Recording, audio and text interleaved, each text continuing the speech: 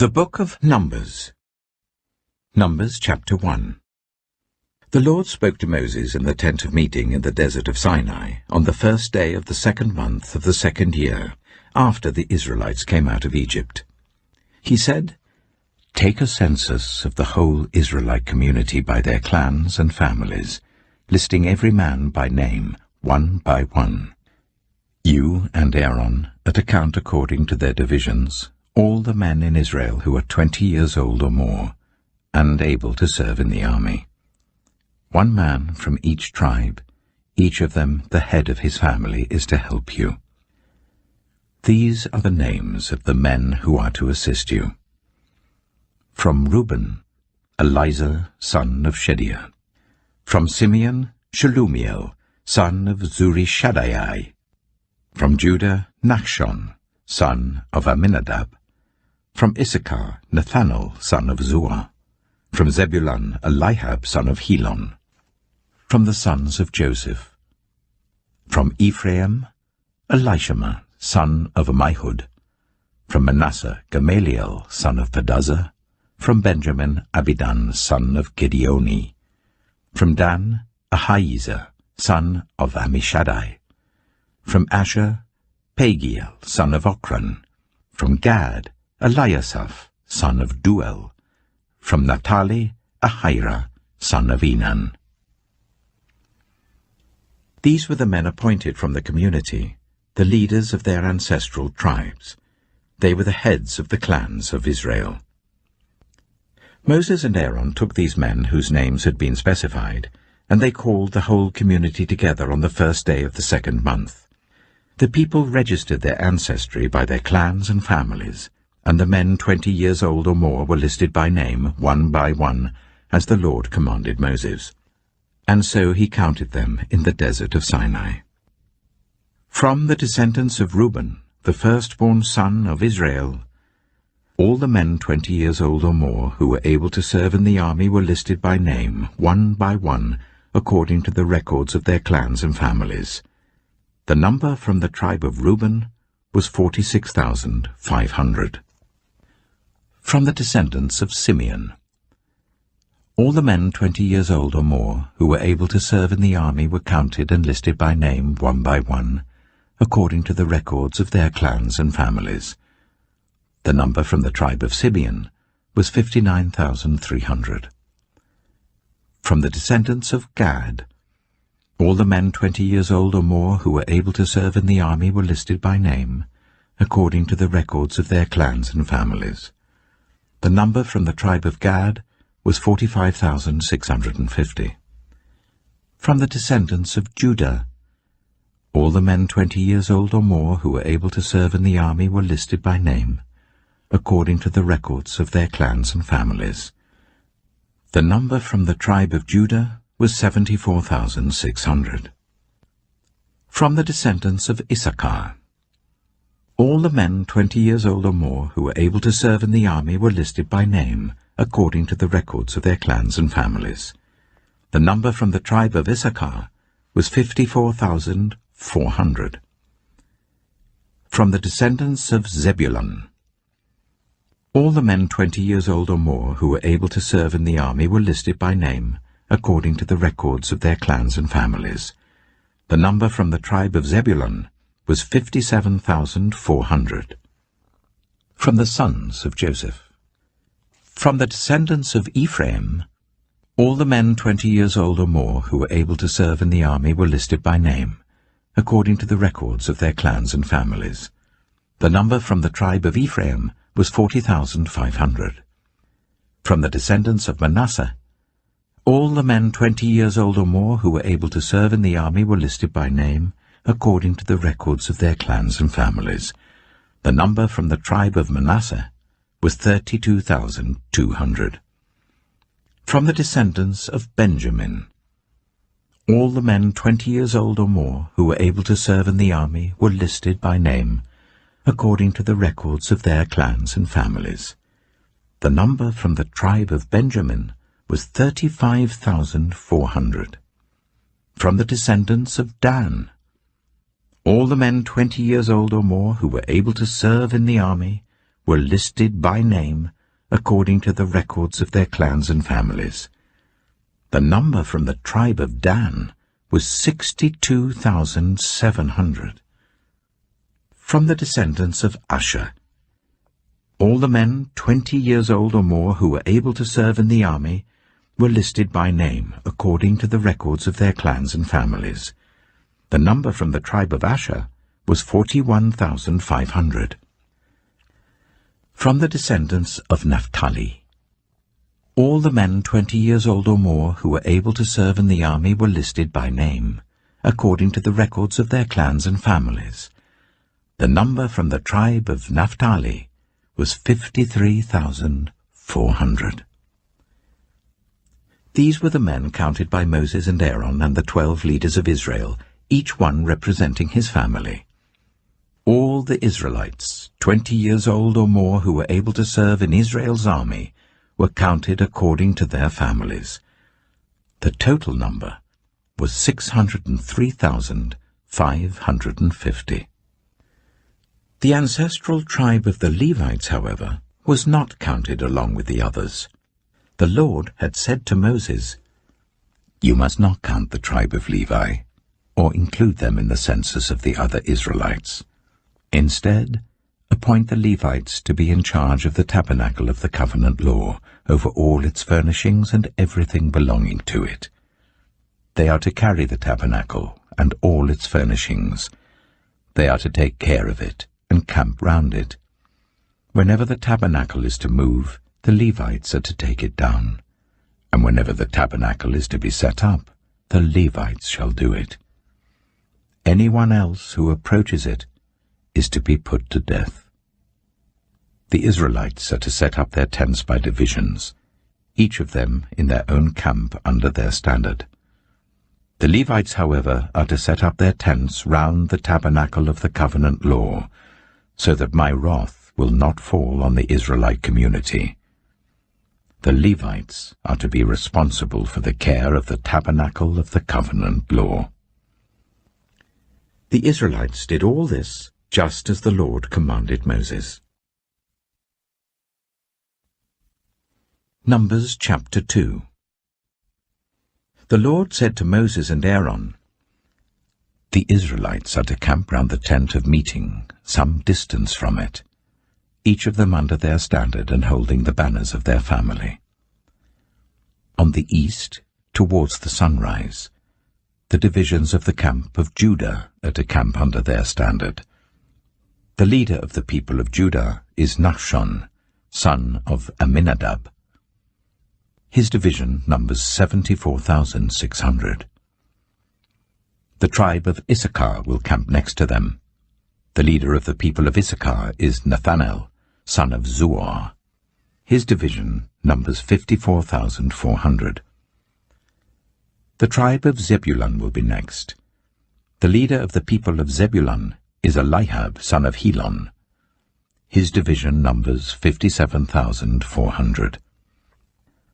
All the men assigned to the camp of Judah according to their divisions number 186,400. They will set out first.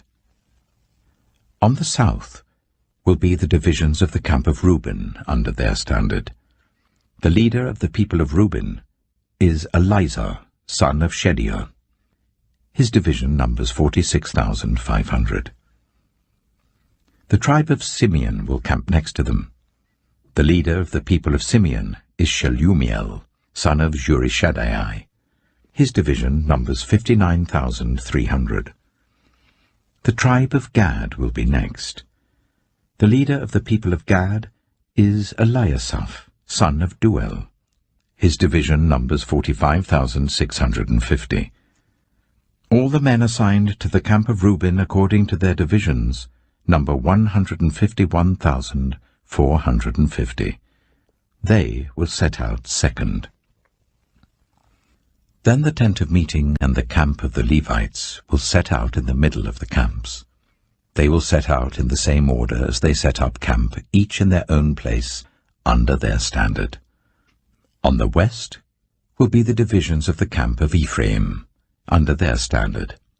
The leader of the people of Ephraim is Elishama, son of Ammihud. His division numbers 40,500. The tribe of Manasseh will be next to them. The leader of the people of Manasseh is Gamaliel, son of Pedazeh. His division numbers 32,200. The tribe of Benjamin will be next. The leader of the people of Benjamin is Abidan, son of Gideoni. His division numbers 35,400. All the men assigned to the camp of Ephraim, according to their divisions, number 108,100. They will set out third. On the north will be the divisions of the camp of Dan under their standard. The leader of the people of Dan is Ahijah, son of Ammishaddai. His division numbers 62,700. The tribe of Asher will camp next to them. The leader of the people of Asher is Pagiel, son of Ochran. His division numbers 41,500. The tribe of Naphtali will be next. The leader of the people of Naphtali is Ahira, son of Enan. His division numbers 53,400. All the men assigned to the camp of Dan number 157,600. They will set out last under their standards. These are the Israelites, counted according to their families. All the men in the camps by their divisions number 603,550. The Levites, however, were not counted along with the other Israelites, as the Lord commanded Moses. So the Israelites did everything the Lord commanded Moses. That is the way they camped under their standards, and that is the way they set out, each of them with their clan and family. Numbers chapter 3. This is the account of the family of Aaron and Moses at the time the Lord spoke to Moses at Mount Sinai. The names of the sons of Aaron were Nadab the firstborn, and Abihu, Eleazar, and Ithamar.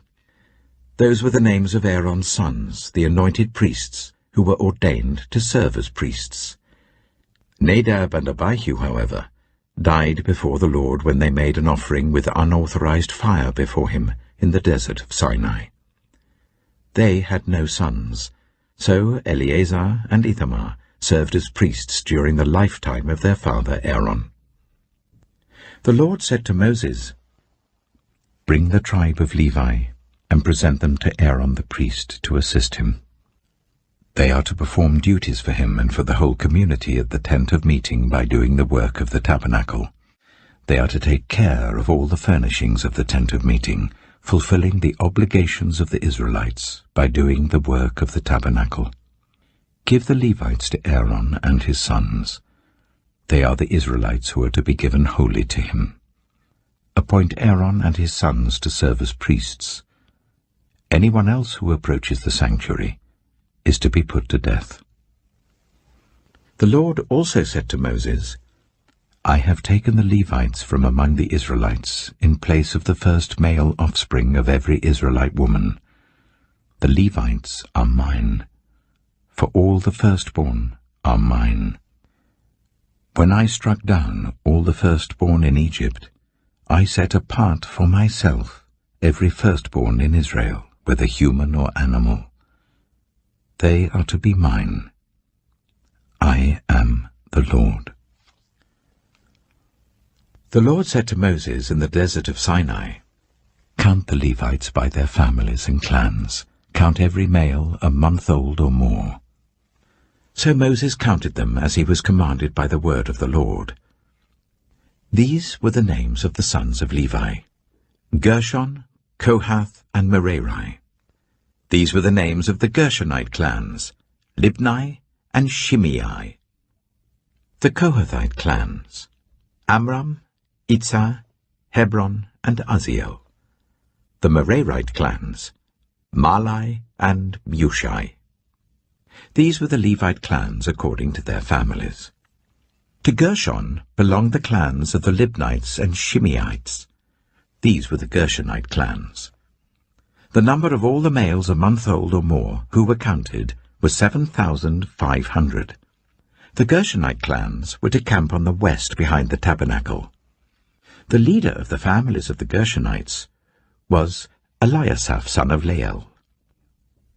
At the tent of meeting, the Gershonites were responsible for the care of the tabernacle and tent, its coverings, the curtain at the entrance to the tent of meeting, the curtains of the courtyard, the curtain at the entrance to the courtyard surrounding the tabernacle and altar, and the ropes, and everything related to their use. To Kohath belonged the clans of the Amramites, Izharites, Hebronites, and Uzzielites. These were the Kohathite clans. The number of all the males a month old or more was 8,600. The Kohathites were responsible for the care of the sanctuary. The Kohathite clans were to camp on the south side of the tabernacle.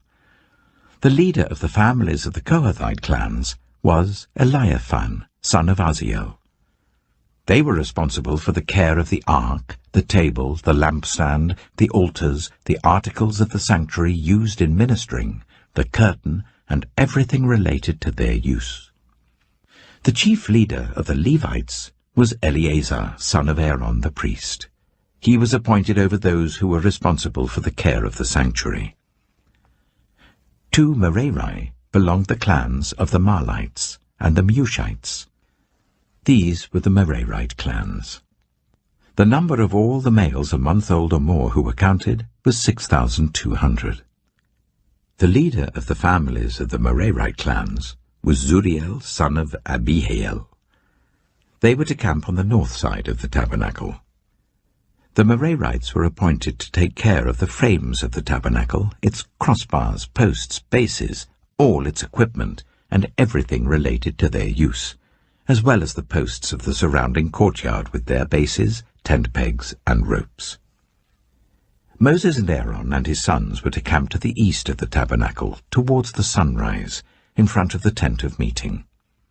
They were responsible for the care of the sanctuary on behalf of the Israelites.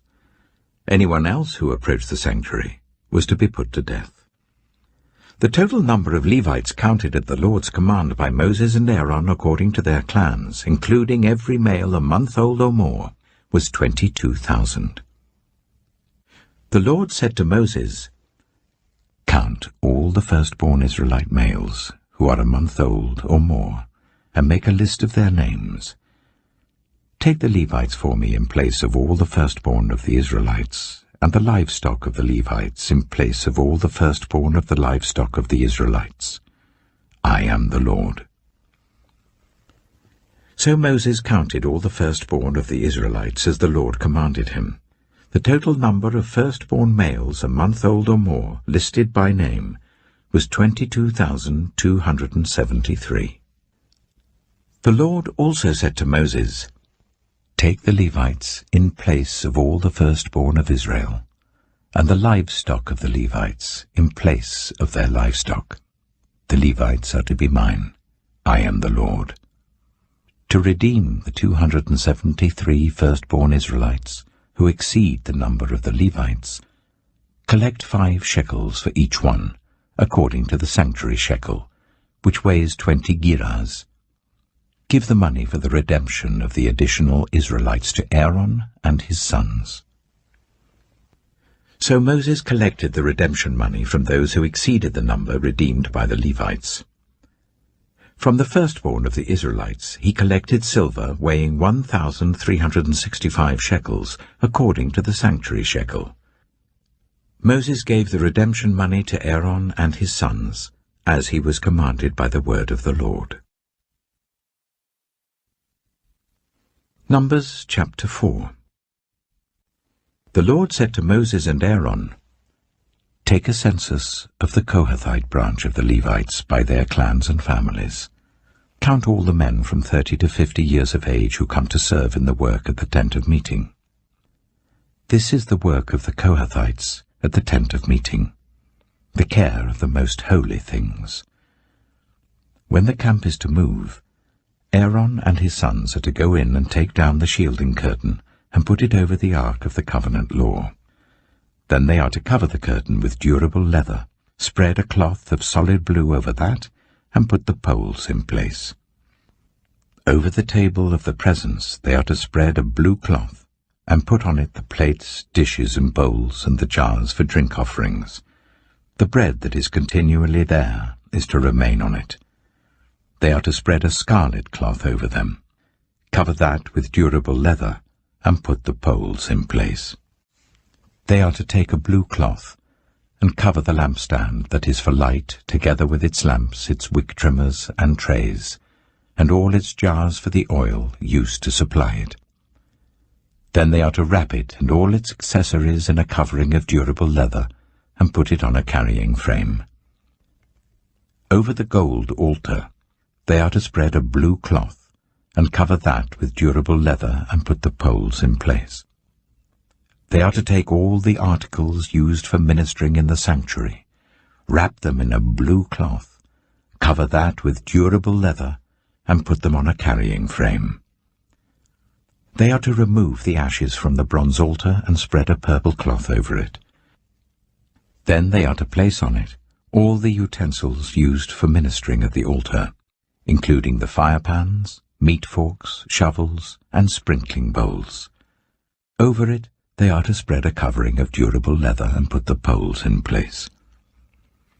After Aaron and his sons have finished covering the holy furnishings and all the holy articles, and when the camp is ready to move, only then are the Kohathites to come and do the carrying. But they must not touch the holy things, or they will die. The Kohathites are to carry those things that are in the tent of meeting. Eleazar, son of Aaron the priest, is to have charge of the oil for the light, the fragrant incense, the regular grain offering, and the anointing oil. He is to be in charge of the entire tabernacle and everything in it, including its holy furnishings and articles. The Lord said to Moses and Aaron, "See that the Kohathite tribal clans are not destroyed from among the Levites, so that they may live and not die when they come near the most holy things. Do this for them. Aaron and his sons are to go into the sanctuary and assign to each man his work and what he is to carry. But the Kohathites must not go in to look at the holy things even for a moment, or they will die." The Lord said to Moses, "Take a census also of the Gershonites by their families and clans.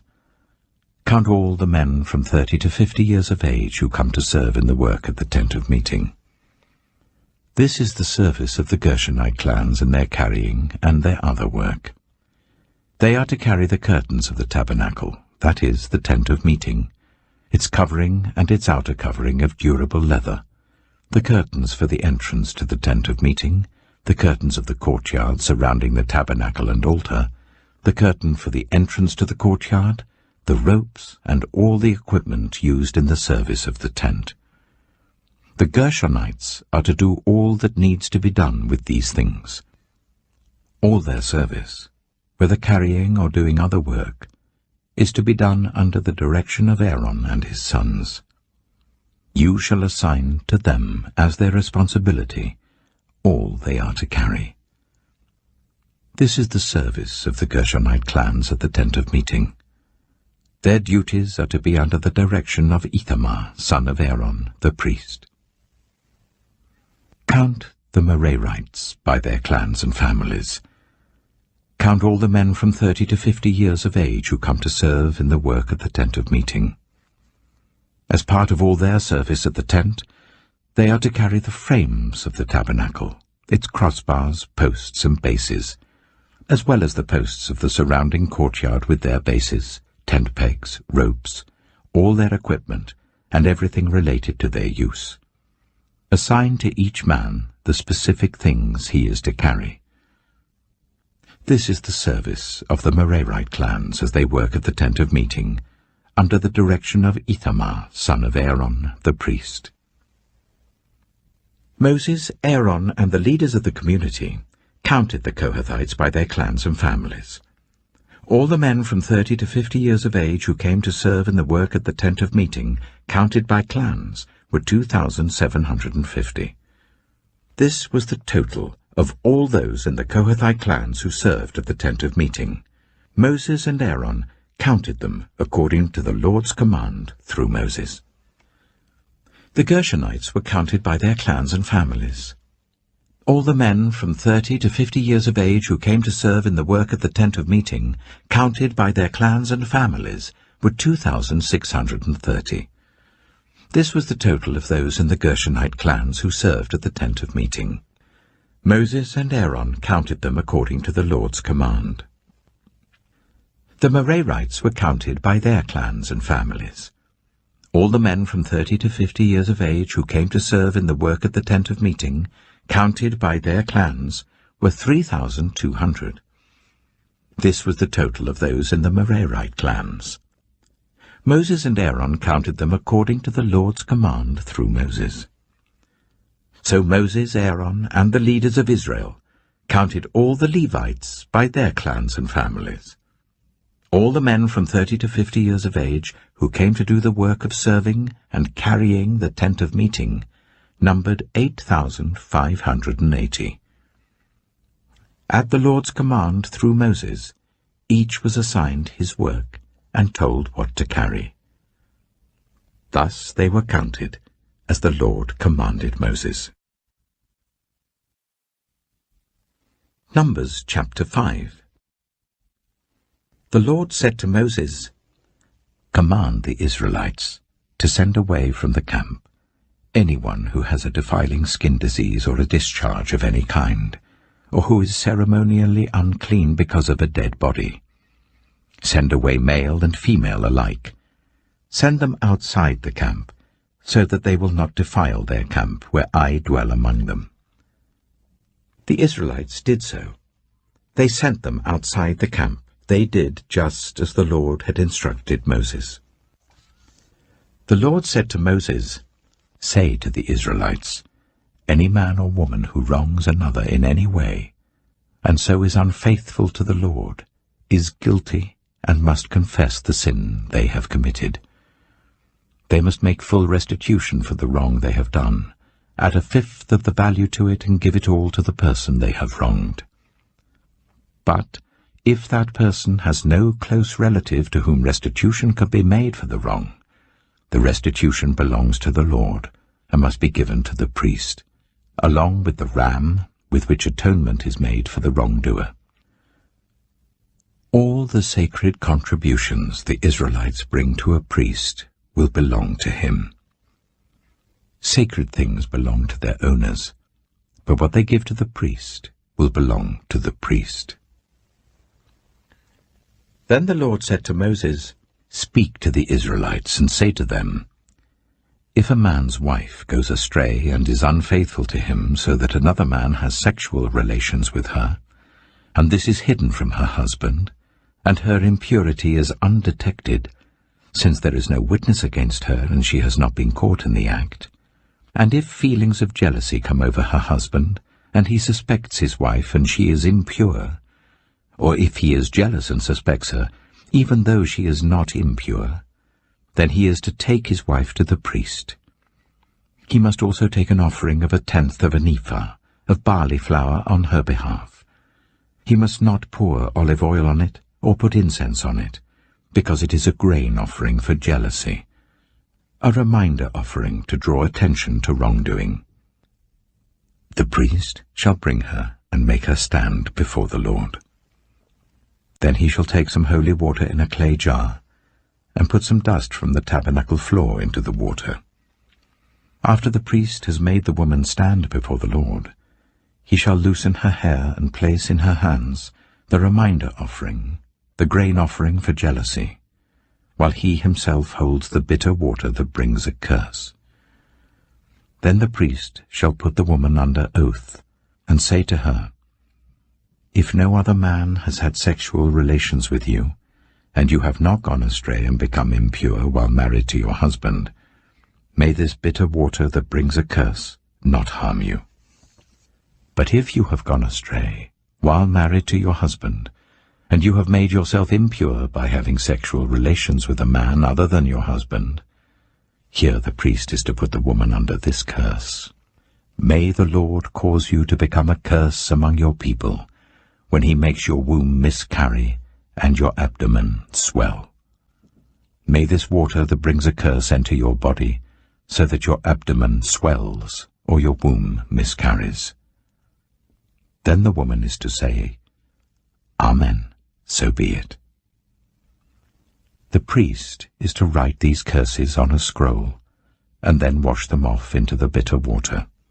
He shall make the woman drink the bitter water that brings a curse, and this water that brings a curse and causes bitter suffering will enter her.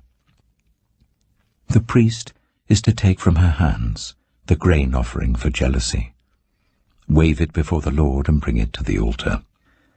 The priest is then to take a handful of the grain offering as a memorial offering and burn it on the altar. After that, he is to make the woman drink the water. If she has made herself impure and been unfaithful to her husband, this will be the result. When she is made to drink the water that brings a curse and causes bitter suffering, it will enter her, her abdomen will swell, and her womb will miscarry, and she will become a curse. If, however, the woman has not made herself impure, but is clean, she will be cleared of guilt, and will be able to have children. This, then, is the law of jealousy, when a woman goes astray and makes herself impure while married to her husband, or when feelings of jealousy come over a man because he suspects his wife. The priest is to make her stand before the Lord, and is to apply this entire law to her. The husband will be innocent of any wrongdoing, but the woman will bear the consequences of her sin. Numbers chapter 6. The Lord said to Moses, Speak to the Israelites and say to them, If a man or woman wants to make a special vow, a vow of dedication to the Lord as a Nazirite, they must abstain from wine and other fermented drink, and must not drink vinegar made from wine or other fermented drink. They must not drink grape juice or eat grapes or raisins. As long as they remain under their Nazirite vow, they must not eat anything that comes from the grapevine, not even the seeds or skins. During the entire period of their Nazirite vow, no razor may be used on their head. They must be holy until the period of their dedication to the Lord is over. They must let their hair grow long. Throughout the period of their dedication to the Lord, the Nazirite must not go near a dead body. Even if their own father or mother or brother or sister dies, they must not make themselves ceremonially unclean on account of them, because the symbol of their dedication to God is on their head. Throughout the period of their dedication, they are consecrated to the Lord. If someone dies suddenly in the Nazirite's presence, thus defiling the hair that symbolizes their dedication, they must shave their head on the 7th day, the day of their cleansing. Then on the 8th day, they must bring 2 doves or 2 young pigeons to the priest at the entrance to the tent of meeting. The priest is to offer one as a sin offering, and the other as a burnt offering to make atonement for the Nazirite, because they sinned by being in the presence of the dead body. That same day they are to consecrate their head again.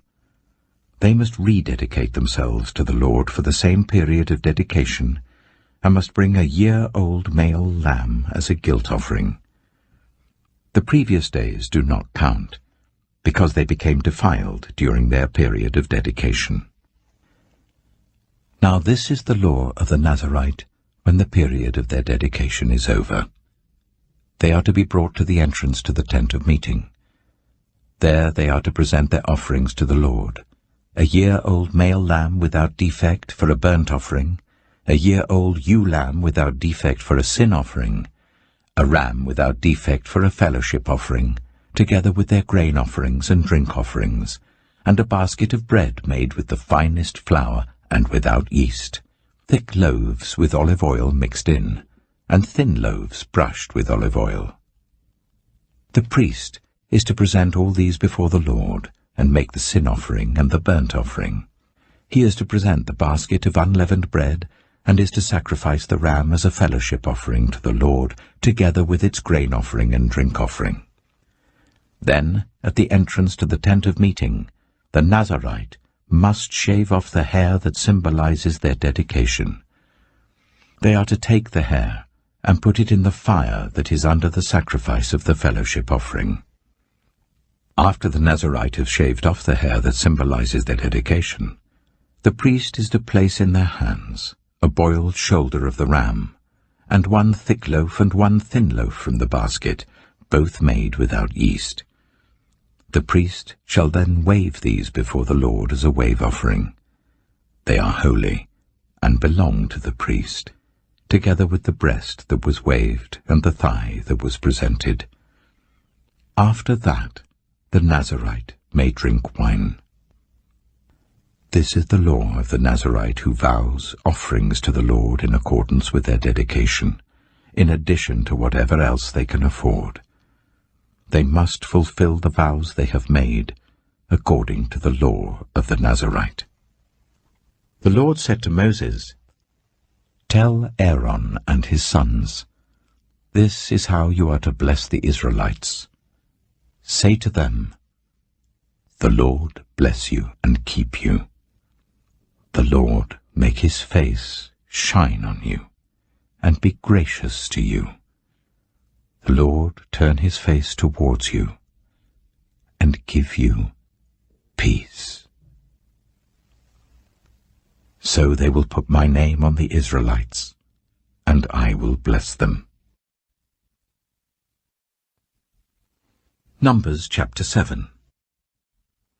When Moses finished setting up the tabernacle, he anointed and consecrated it and all its furnishings. He also anointed and consecrated the altar and all its utensils. Then the leaders of Israel, the heads of families who were the tribal leaders in charge of those who were counted, made offerings. They brought as their gifts before the Lord 6 covered carts and 12 oxen, an ox from each leader and a cart from every 2. These they presented before the tabernacle.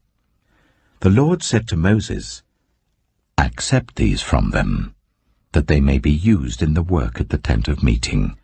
Give them to the Levites as each man's work requires." So Moses took the carts and oxen and gave them to the Levites. He gave 2 carts and 4 oxen to the Gershonites as their work required, and he gave 4 carts and 8 oxen to the Merarites as their work required. They were all under the direction of Ithamar, son of Aaron, the priest. But Moses did not give any to the Kohathites, because they were to carry on their shoulders the holy things for which they were responsible. When the altar was anointed, the leaders brought their offerings for its dedication and presented them before the altar. For the Lord had said to Moses, "Each day 1 leader is to bring his offering for the dedication of the altar." The one who brought his offering on the first day was Nachshon, son of Amminadab, of the tribe of Judah.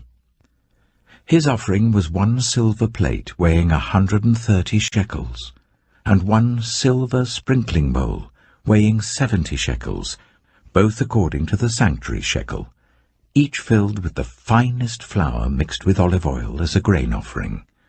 1 gold dish weighing 10 shekels filled with incense, 1 young bull, 1 ram, and 1 male lamb a year old for a burnt offering, 1 male goat for a sin offering, and 2 oxen, 5 rams, 5 male goats, and 5 male lambs a year old, to be sacrificed as a fellowship offering. This was the offering of Nachshon, son of Amminadab. On the second day, Nathanael, son of Zuar, the leader of Issachar, brought his offering. The offering he brought was 1 silver plate weighing 130 shekels, and 1 silver sprinkling bowl weighing 70 shekels, both according to the sanctuary shekel, each filled with the finest flour mixed with olive oil as a grain offering. 1 gold dish weighing 10 shekels filled with incense, 1 young bull, one ram, and one male lamb a year old for a burnt offering, one male goat for a sin offering, and 2 oxen, 5 rams, 5 male goats, and 5 male lambs a year old, to be sacrificed as a fellowship offering. This was the offering of Nathanael, son of Zuar.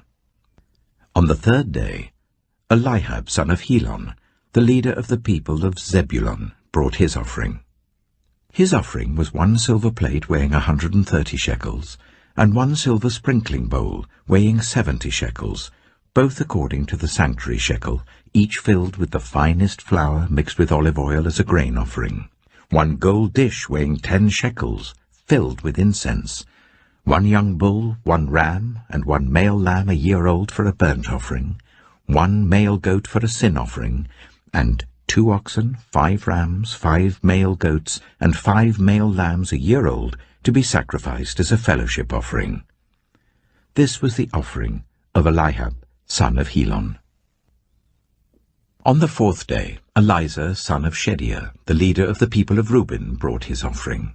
His offering was 1 silver plate weighing 130 shekels, and 1 silver sprinkling bowl weighing 70 shekels, both according to the sanctuary shekel, each filled with the finest flour mixed with olive oil as a grain offering, 1 gold dish weighing 10 shekels, filled with incense, 1 young bull, 1 ram, and 1 male lamb a year old for a burnt offering, 1 male goat for a sin offering, and 2 oxen, 5 rams, 5 male goats, and 5 male lambs a year old, to be sacrificed as a fellowship offering. This was the offering of Elizur, son of Shedeur. On the 5th day, Shelumiel, son of Zurishaddai, the leader of the people of Simeon, brought his offering. His offering was 1 silver plate weighing 130 shekels, and 1 silver sprinkling bowl weighing 70 shekels, both according to the sanctuary shekel, each filled with the finest flour mixed with olive oil as a grain offering, 1 gold dish weighing 10 shekels, filled with incense, 1 young bull, 1 ram, and 1 male lamb a year old for a burnt offering, 1 male goat for a sin offering, and 2 oxen, 5 rams, 5 male goats, and 5 male lambs a year old, to be sacrificed as a fellowship offering. This was the offering of Shelumiel, son of Zurishaddai. On the 6th day, Eliasaph, son of Duel, the leader of the people of Gad, brought his offering. His offering was 1 silver plate weighing 130 shekels, and 1 silver sprinkling bowl weighing 70 shekels, both according to the sanctuary shekel, each filled with the finest flour mixed with olive oil as a grain offering, 1 gold dish weighing 10 shekels, filled with incense, 1 young bull, 1 ram, and 1 male lamb a year old for a burnt offering, 1 male goat for a sin offering, and 2 oxen, 5 rams, 5 male goats, and 5 male lambs a year old, to be sacrificed as a fellowship offering. This was the offering of Eliasaph, son of Duel. On the 7th day, Elishama, son of Ammihud, the leader of the people of Ephraim, brought his offering. His offering was 1 silver plate weighing 130 shekels, and 1 silver sprinkling bowl weighing 70 shekels, both according to the sanctuary shekel, each filled with the finest flour mixed with olive oil as a grain offering, 1 gold dish weighing 10 shekels, filled with incense, 1 young bull, 1 ram, and 1 male lamb a year old for a burnt offering, 1 male goat for a sin offering, and 2 oxen, 5 rams, 5 male goats, and 5 male lambs a year old, to be sacrificed as a fellowship offering. This was the offering of Elishama, son of Ammihud. On the 8th day, Gamaliel, son of Pedazur, the leader of the people of Manasseh, brought his offering. His offering was 1 silver plate weighing 130 shekels, and 1 silver sprinkling bowl weighing 70 shekels, both according to the sanctuary shekel, each filled with the finest flour mixed with olive oil as a grain offering, 1 gold dish weighing 10 shekels, filled with incense, 1 young bull, 1 ram, and 1 male lamb a year old for a burnt offering, 1 male goat for a sin offering, and 2 oxen, 5 rams, 5 male goats and 5 male lambs a year old, to be sacrificed as a fellowship offering. This was the offering of Gamaliel, son of Pedazur. On the 9th day, Abidan, son of Gideoni, the leader of the people of Benjamin, brought his offering. His offering was 1 silver plate weighing 130 shekels, and 1 silver sprinkling bowl weighing 70 shekels, both according to the sanctuary shekel, each filled with the finest flour mixed with olive oil as a grain offering. 1 gold dish weighing 10 shekels, filled with incense, 1 young bull, 1 ram, and 1 male lamb a year old for a burnt offering, 1 male goat for a sin offering, and 2 oxen, 5 rams, 5 male goats, and 5 male lambs a year old, to be sacrificed as a fellowship offering. This was the offering of Abidan, son of Gideoni. On the 10th day, Ahiezer, son of Ammishaddai, the leader of the people of Dan, brought his offering. His offering was 1 silver plate weighing 130 shekels, and 1 silver sprinkling bowl weighing 70 shekels, both according to the sanctuary shekel, each filled with the finest flour mixed with olive oil as a grain offering, 1 gold dish weighing 10 shekels, filled with incense, 1 young bull, 1 ram, and 1 male lamb a year old for a burnt offering, 1 male goat for a sin offering, and 2 oxen, 5 rams, 5 male goats, and 5 male lambs a year old, to be sacrificed as a fellowship offering. This was the offering of Ahiezer, son of Ammishaddai. On the 11th day, Pagiel, son of Ochran, the leader of the people of Asher, brought his offering. His offering was 1 silver plate weighing 130 shekels, and 1 silver sprinkling bowl weighing 70 shekels, both according to the sanctuary shekel, each filled with the finest flour, mixed with olive oil as a grain offering, 1 gold dish weighing 10 shekels, filled with incense, 1 young bull, 1 ram, and 1 male lamb a year old for a burnt offering, 1 male goat for a sin offering, and 2 oxen, 5 rams, 5 male goats, and 5 male lambs a year old, to be sacrificed as a fellowship offering. This was the offering of Pagiel, son of Ochran. On the 12th day, Ahira, son of Enan, the leader of the people of Naphtali, brought his offering. His offering was 1 silver plate weighing 130 shekels, and 1 silver sprinkling bowl weighing 70 shekels, both according to the sanctuary shekel, each filled with the finest flour mixed with olive oil as a grain offering, 1 gold dish weighing 10 shekels, filled with incense, 1 young bull, 1 ram, and 1 male lamb a year old for a burnt offering, 1 male goat for a sin offering, and 2 oxen, 5 rams, 5 male goats, and 5 male lambs a year old, to be sacrificed as a fellowship offering. This was the offering of Ahira, son of Enan. These were the offerings of the Israelite leaders for the dedication of the altar when it was anointed: 12 silver plates, 12 silver sprinkling bowls, and 12 gold dishes. Each silver plate weighed 130 shekels, and each sprinkling bowl 70 shekels. Altogether, the silver dishes weighed 2,400 shekels according to the sanctuary shekel. The 12 gold dishes, filled with incense, weighed 10 shekels each, according to the sanctuary shekel. Altogether, the gold dishes weighed 120 shekels. The total number of animals for the burnt offering came to 12 young bulls, 12 rams, and 12 male lambs a year old, together with their grain offering. 12 male goats were used for the sin offering. The total number of animals for the sacrifice of the fellowship offering came to 24 oxen, 60 rams, 60 male goats, and 60 male lambs a year old.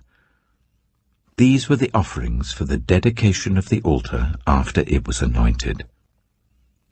When Moses entered the tent of meeting to speak with the Lord, he heard the voice speaking to him from between the 2 cherubim above the atonement cover on the ark of the covenant law. In this way, the Lord spoke to him. Numbers chapter 8. The Lord said to Moses, "Speak to Aaron and say to him, when you set up the lamps, see that all 7 light up the area in front of the lampstand." Aaron did so. He set up the lamps so that they faced forwards on the lampstand, just as the Lord commanded Moses. This is how the lampstand was made. It was made of hammered gold, from its base to its blossoms. The lampstand was made exactly like the pattern the Lord had shown Moses. The Lord said to Moses, "Take the Levites from among all the Israelites and make them ceremonially clean. To purify them, do this. Sprinkle the water of cleansing on them, then make them shave their whole bodies and wash their clothes, and so they will purify themselves. Make them take a young bull with its grain offering of the finest flour mixed with olive oil. Then you are to take a second young bull for a sin offering.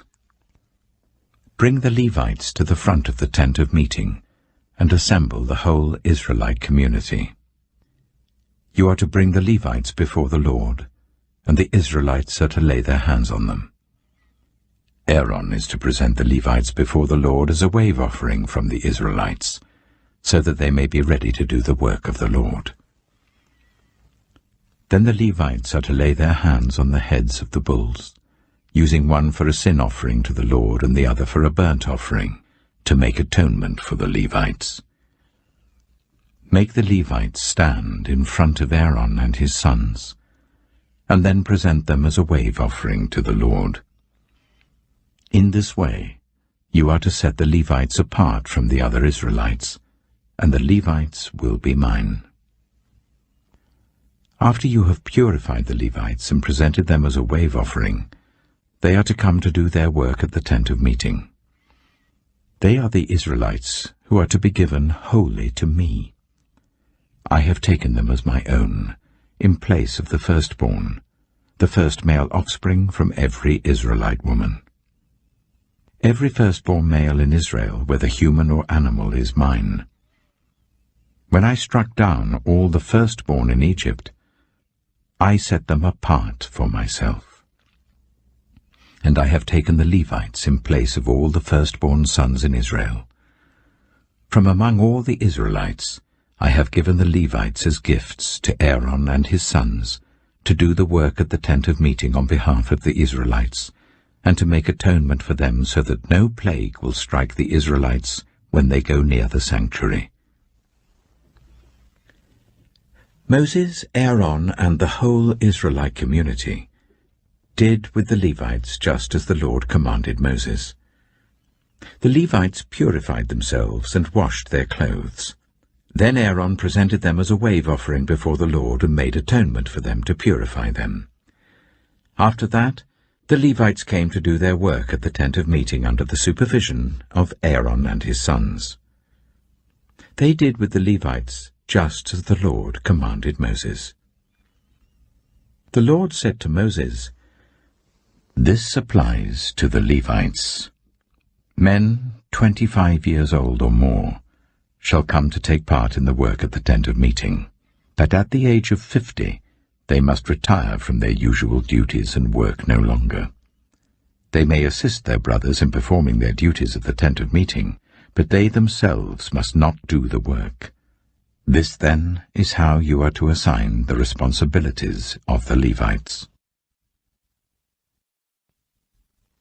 Numbers chapter 9. The Lord spoke to Moses in the desert of Sinai in the 1st month of the 2nd year after they came out of Egypt.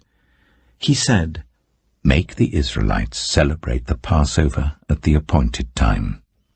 Celebrate it at the appointed time, at twilight on the 14th day of this month, in accordance with all its rules and regulations." So Moses told the Israelites to celebrate the Passover, and they did so in the desert of Sinai at twilight on the 14th day of the 1st month. The Israelites did everything just as the Lord commanded Moses. But some of them could not celebrate the Passover on that day, because they were ceremonially unclean on account of a dead body. So they came to Moses and Aaron that same day, and said to Moses, "We have become unclean because of a dead body. But why should we be kept from presenting the Lord's offering with the other Israelites at the appointed time?" Moses answered them, "Wait until I find out what the Lord commands concerning you." Then the Lord said to Moses, "Tell the Israelites, when any of you or your descendants are unclean because of a dead body, or are away on a journey, they are still to celebrate the Lord's Passover. But they are to do it on the 14th day of the 2nd month at twilight. They are to eat the lamb together with unleavened bread and bitter herbs. They must not leave any of it till morning or break any of its bones. When they celebrate the Passover, they must follow all the regulations. But if anyone who is ceremonially clean and not on a journey fails to celebrate the Passover, they must be cut off from their people for not presenting the Lord's offering at the appointed time. They will bear the consequences of their sin. A foreigner residing among you is also to celebrate the Lord's Passover in accordance with its rules and regulations. You must have the same regulations for both the foreigner and the native-born. On the day the tabernacle, the tent of the covenant law, was set up, the cloud covered it. From evening till morning the cloud above the tabernacle looked like fire. That is how it continued to be. The cloud covered it, and at night it looked like fire. Whenever the cloud lifted from above the tent, the Israelites set out. Wherever the cloud settled, the Israelites set up camp. At the Lord's command, the Israelites set out, and at his command, they set up camp. As long as the cloud stayed over the tabernacle, they remained in camp. When the cloud remained over the tabernacle a long time, the Israelites obeyed the Lord's order and did not set out. Sometimes the cloud was over the tabernacle for only a few days. At the Lord's command they would set up camp, and then at his command they would set out. Sometimes the cloud stayed only from evening till morning, and when it lifted in the morning they set out.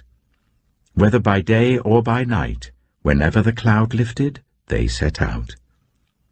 Whether the cloud stayed over the tabernacle for 2 days, or a month, or a year, the Israelites would remain in camp and not set out.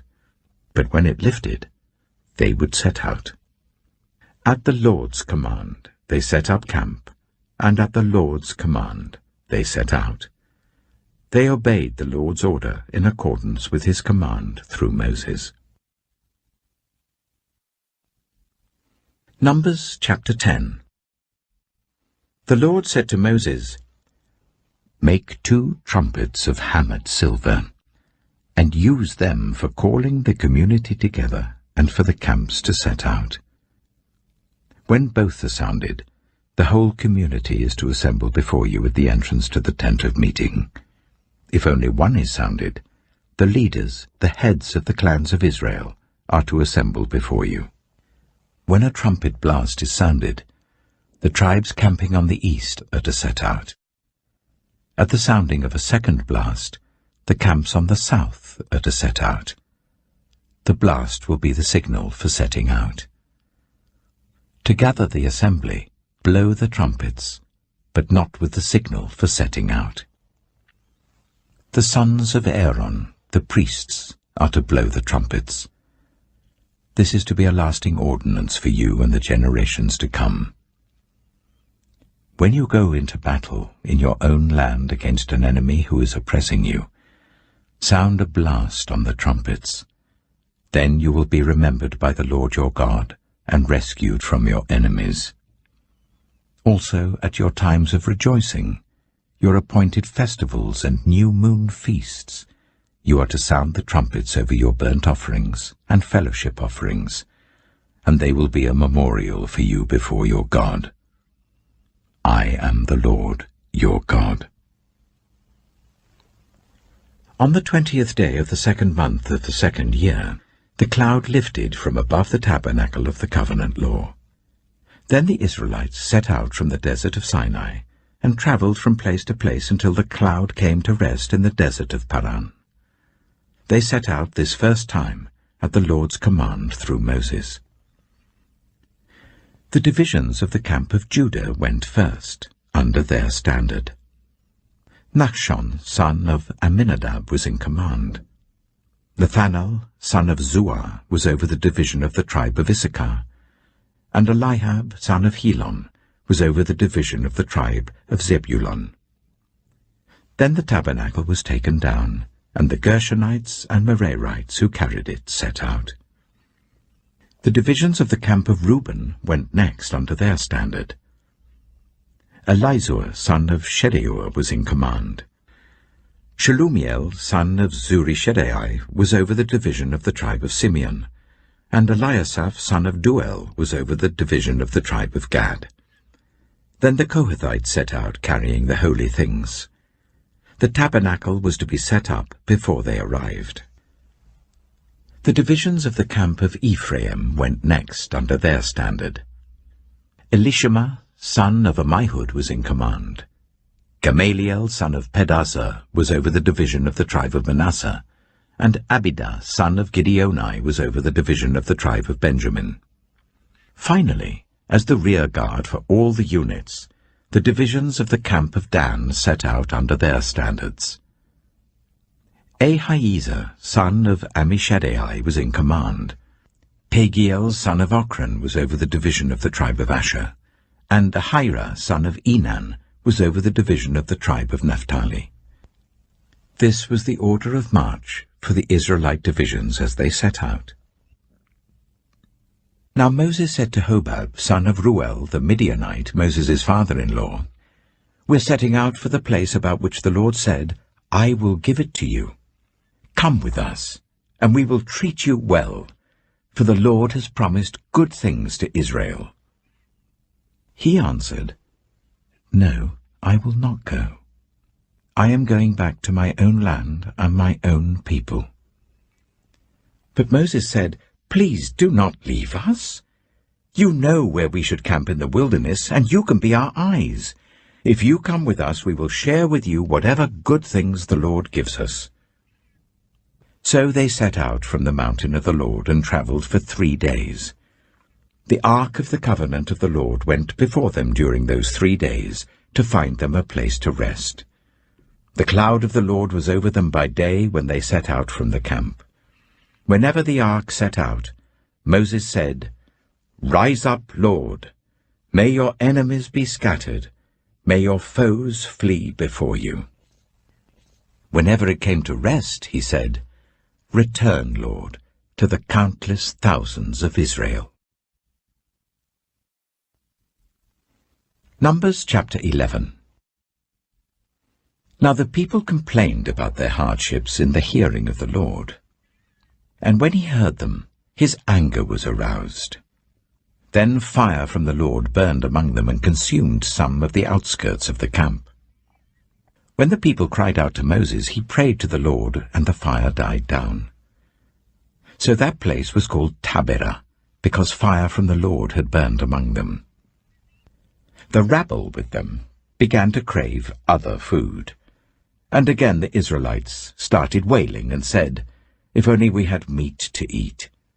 We remember the fish we ate in Egypt at no cost, also the cucumbers, melons, leeks, onions, and garlic. But now we have lost our appetite. We never see anything but this manna."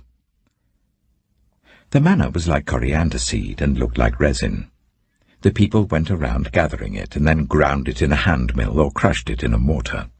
They cooked it in a pot or made it into loaves, and it tasted like something made with olive oil. When the dew settled on the camp at night, the manna also came down. Moses heard the people of every family wailing at the entrance to their tents. The Lord became exceedingly angry, and Moses was troubled. He asked the Lord, "Why have you brought this trouble on your servant? What have I done to displease you, that you put the burden of all these people on me? Did I conceive all these people? Did I give them birth? Why do you tell me to carry them in my arms as a nurse carries an infant to the land you promised on oath to their ancestors? Where can I get meat for all these people? They keep wailing to me, Give us meat to eat. I cannot carry all these people by myself. The burden is too heavy for me. If this is how you are going to treat me, please go ahead and kill me right now, if I have found favor in your eyes, and do not let me face my own ruin." The Lord said to Moses, "Bring me 70 of Israel's elders who are known to you as leaders and officials among the people. Make them come to the tent of meeting, that they may stand there with you. I will come down and speak with you there, and I will take some of the power of the Spirit that is on you and put it on them. They will share the burden of the people with you, so that you will not have to carry it alone. Tell the people, 'Consecrate yourselves in preparation for tomorrow, when you will eat meat.' The Lord heard you when you wailed, 'If only we had meat to eat. We were better off in Egypt.' Now the Lord will give you meat, and you will eat it. You will not eat it for just 1 day or 2 days or 5, 10, or 20 days, but for a whole month, until it comes out of your nostrils and you loathe it, because you have rejected the Lord who is among you, and have wailed before him, saying, 'Why did we ever leave Egypt?'" But Moses said, "Here I am among 600,000 men on foot, and you say, 'I will give them meat to eat for a whole month'? Would they have enough if flocks and herds were slaughtered for them? Would they have enough if all the fish in the sea were caught for them?" The Lord answered Moses, "Is the Lord's arm too short? Now you will see whether or not what I say will come true for you." So Moses went out and told the people what the Lord had said. He brought together 70 of their elders and made them stand round the tent. Then the Lord came down in the cloud and spoke with him, and he took some of the power of the Spirit that was on him and put it on the 70 elders. When the Spirit rested on them, they prophesied, but did not do so again. However, 2 men, whose names were Eldad and Medad, had remained in the camp. They were listed among the elders, but did not go out to the tent. Yet the Spirit also rested on them, and they prophesied in the camp. A young man ran and told Moses, "Eldad and Medad are prophesying in the camp." Joshua, son of Nun, who had been Moses' assistant since youth, spoke up and said, "Moses, my lord, stop them." But Moses replied, "Are you jealous for my sake? I wish that all the Lord's people were prophets, and that the Lord would put his Spirit on them." Then Moses and the elders of Israel returned to the camp. Now a wind went out from the Lord and drove quail in from the sea. It scattered them up to 2 cubits deep all round the camp, as far as a day's walk in any direction. All that day and night and all the next day the people went out and gathered quail. No one gathered less than 10 homers. Then they spread them out all around the camp. But while the meat was still between their teeth and before it could be consumed, the anger of the Lord burned against the people, and he struck them with a severe plague. Therefore the place was named Kibroth Hattaavah, because there they buried the people who had craved other food. From Kibroth Hattaavah the people travelled to Hazeroth and stayed there. Numbers chapter 12. Miriam and Aaron began to talk against Moses because of his Cushite wife, for he had married a Cushite. "Has the Lord spoken only through Moses?" they asked. "Hasn't he also spoken through us?" And the Lord heard this. Now Moses was a very humble man, more humble than anyone else on the face of the earth. At once the Lord said to Moses, Aaron, and Miriam, "Come out to the tent of meeting, all 3 of you." So the 3 of them went out. Then the Lord came down in a pillar of cloud. He stood at the entrance to the tent and summoned Aaron and Miriam. When the 2 of them stepped forward, he said, "Listen to my words. When there is a prophet among you, I, the Lord, reveal myself to them in visions. I speak to them in dreams. But this is not true of my servant Moses. He is faithful in all my house. With him I speak face to face, clearly, and not in riddles. He sees the form of the Lord. Why then were you not afraid to speak against my servant Moses? The anger of the Lord burned against them, and he left them. When the cloud lifted from above the tent, Miriam's skin was leprous. It became as white as snow. Aaron turned towards her and saw that she had a defiling skin disease, and he said to Moses, "Please, my lord, I ask you not to hold against us the sin we have so foolishly committed. Do not let her be like a stillborn infant coming from its mother's womb, with its flesh half eaten away." So Moses cried out to the Lord, "Please, God, heal her."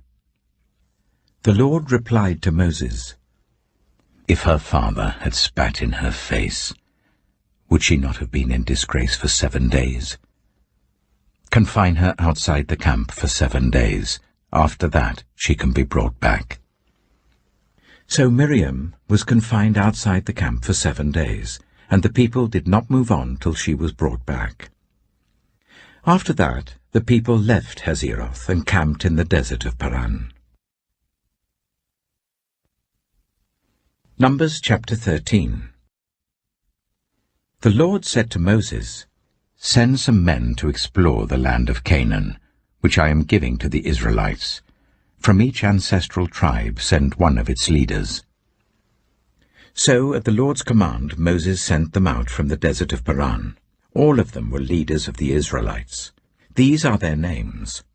From the tribe of Reuben, Shammua, son of Zakkar. From the tribe of Simeon, Shaphat, son of Hori. From the tribe of Judah, Caleb, son of Jephunneh. From the tribe of Issachar, Igal, son of Joseph. From the tribe of Ephraim, Hoshea, son of Nun. From the tribe of Benjamin, Paltai, son of Raphu. From the tribe of Zebulun, Gadiel, son of Sodai. From the tribe of Manasseh, a tribe of Joseph, Gadai, son of Suzai. From the tribe of Dan, Amiel, son of Gemalli. From the tribe of Asher, Sethur, son of Michael. From the tribe of Naphtali, Nabai, son of Vusai. From the tribe of Gad, Geuel, son of Machai. These are the names of the men Moses sent to explore the land. Moses gave Hoshea, son of Nun, the name Joshua. When Moses sent them to explore Canaan, he said, "Go up through the Negev and on into the hill country. See what the land is like and whether the people who live there are strong or weak, few or many. What kind of land do they live in? Is it good or bad? What kind of towns do they live in? Are they unwalled or fortified? How is the soil? Is it fertile or poor? Are there trees in it or not? Do your best to bring back some of the fruit of the land." It was the season for the first ripe grapes. So they went up and explored the land from the desert of Zin as far as Rehob, towards Lebo-Hamath. They went up through the Negev and came to Hebron, where Ahiman, Sheshai, and Talmai, the descendants of Anak, lived. Hebron had been built 7 years before Zoan in Egypt. When they reached the valley of Eshcol, they cut off a branch bearing a single cluster of grapes. 2 of them carried it on a pole between them, along with some pomegranates and figs. That place was called the Valley of Eshcol, because of the cluster of grapes the Israelites cut off there. At the end of 40 days they returned from exploring the land. They came back to Moses and Aaron and the whole Israelite community at Kadesh in the desert of Paran. There they reported to them and to the whole assembly and showed them the fruit of the land. They gave Moses this account: "We went into the land to which you sent us, and it does flow with milk and honey. Here is its fruit. But the people who live there are powerful. and the cities are fortified and very large. We even saw descendants of Anak there. The Amalekites live in the Negev. The Hittites, Jebusites, and Amorites live in the hill country, and the Canaanites live near the sea and along the Jordan. Then Caleb silenced the people before Moses and said, "We should go up and take possession of the land, for we can certainly do it." But the men who had gone up with him said, "We can't attack those people. They are stronger than we are." And they spread among the Israelites a bad report about the land they had explored. They said, "The land we explored devours those living in it. All the people we saw there are of great size. We saw the Nephilim there. The descendants of Anak come from the Nephilim. We seemed like grasshoppers in our own eyes, and we looked the same to them." Numbers chapter 14. That night, all the members of the community raised their voices and wept aloud. All the Israelites grumbled against Moses and Aaron, and the whole assembly said to them, "If only we had died in Egypt or in this wilderness. Why is the Lord bringing us to this land only to let us fall by the sword? Our wives and children would be taken as plunder. Wouldn't it be better for us to go back to Egypt?" And they said to each other, "We should choose a leader and go back to Egypt." Then Moses and Aaron fell face down in front of the whole Israelite assembly gathered there. Joshua, son of Nun, and Caleb, son of Jephunneh, who were among those who had explored the land, tore their clothes, and said to the entire Israelite assembly, "The land we passed through and explored is exceedingly good. If the Lord is pleased with us, he will lead us into that land, a land flowing with milk and honey, and will give it to us. Only do not rebel against the Lord, and do not be afraid of the people of the land, because we will devour them. Their protection is gone, but the Lord is with us. Do not be afraid of them." But the whole assembly talked about stoning them. Then the glory of the Lord appeared at the tent of meeting to all the Israelites. The Lord said to Moses, "How long will these people treat me with contempt? How long will they refuse to believe in me, in spite of all the signs I have performed among them? I will strike them down with a plague and destroy them. But I will make you into a nation greater and stronger than they." Moses said to the Lord, "Then the Egyptians will hear about it. By your power you brought these people up from among them, and they will tell the inhabitants of this land about it. They have already heard that you, Lord, are with these people, and that you, Lord, have been seen face to face, that your cloud stays over them, and that you go before them in a pillar of cloud by day and a pillar of fire by night. If you put all these people to death, leaving none alive, the nations who have heard this report about you will say, 'The Lord was not able to bring these people into the land he promised them on oath, so he slaughtered them in the wilderness.' Now may the Lord's strength be displayed, just as you have declared. The Lord is slow to anger, abounding in love, and forgiving sin and rebellion. Yet he does not leave the guilty unpunished. He punishes the children for the sin of the parents to the 3rd and 4th generation. In accordance with your great love, forgive the sin of these people, just as you have pardoned them from the time they left Egypt until now." The Lord replied, "I have forgiven them as you asked. Nevertheless, as surely as I live, and as surely as the glory of the Lord fills the whole earth, not one of those who saw my glory and the signs I performed in Egypt and in the wilderness, but who disobeyed me and tested me 10 times, not one of them will ever see the land I promised on oath to their ancestors. No one who has treated me with contempt will ever see it. But because my servant Caleb has a different spirit and follows me wholeheartedly, I will bring him into the land he went to, and his descendants will inherit it. Since the Amalekites and the Canaanites are living in the valleys, turn back tomorrow and set out towards the desert along the route to the Red Sea." The Lord said to Moses and Aaron, "How long will this wicked community grumble against me? I have heard the complaints of these grumbling Israelites, so tell them, as surely as I live, declares the Lord, I will do to you the very thing I heard you say. In this wilderness your bodies will fall, every one of you 20 years old or more, who was counted in the census and who has grumbled against me. Not one of you will enter the land I swore with uplifted hand to make your home, except Caleb, son of Jephunneh, and Joshua, son of Nun.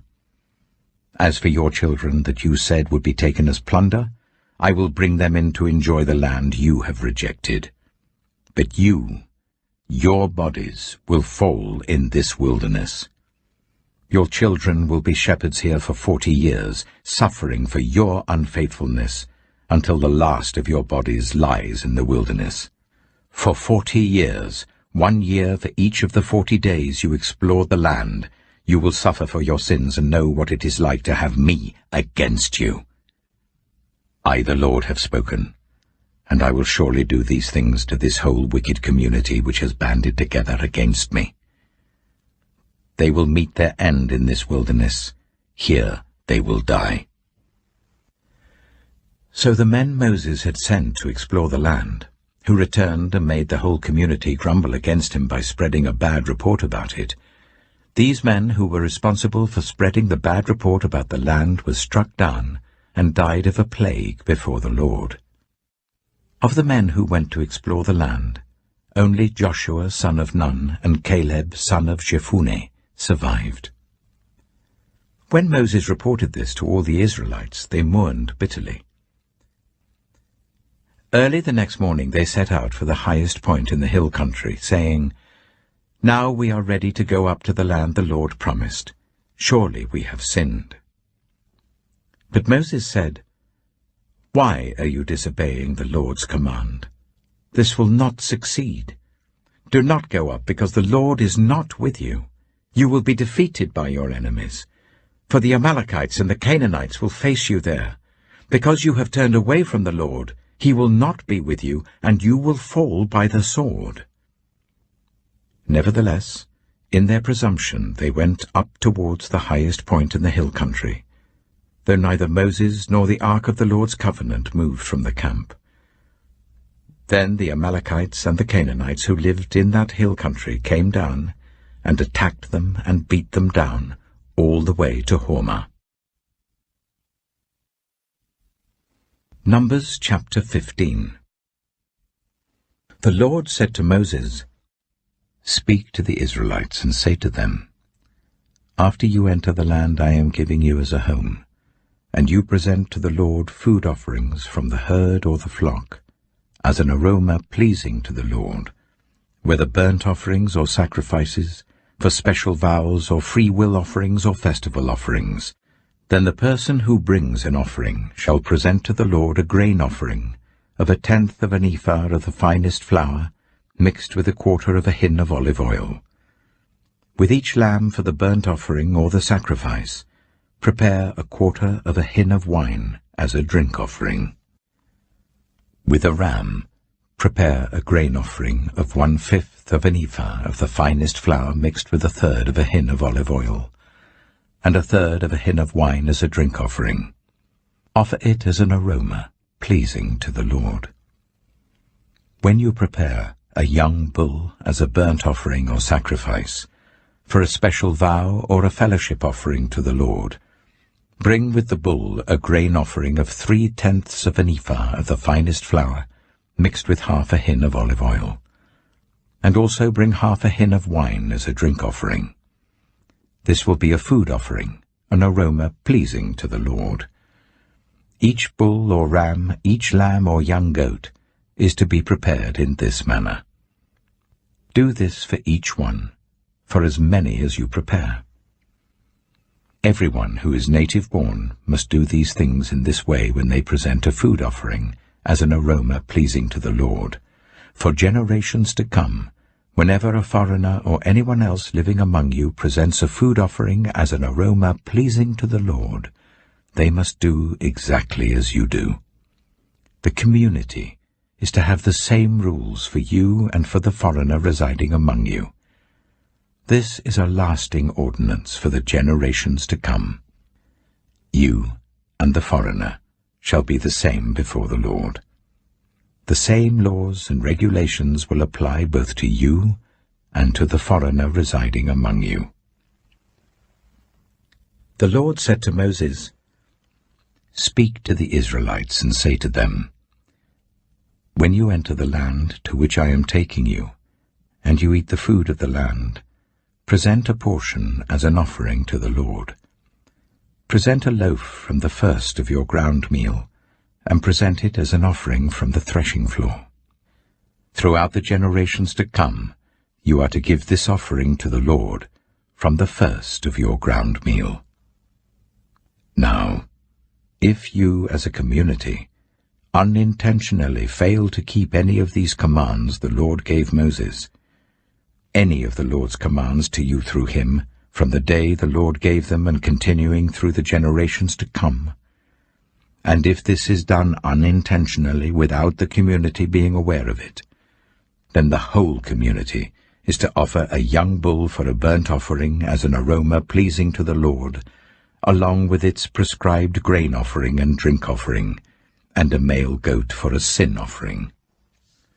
The priest is to make atonement for the whole Israelite community, and they will be forgiven, for it was not intentional, and they have presented to the Lord for their wrong a food offering and a sin offering.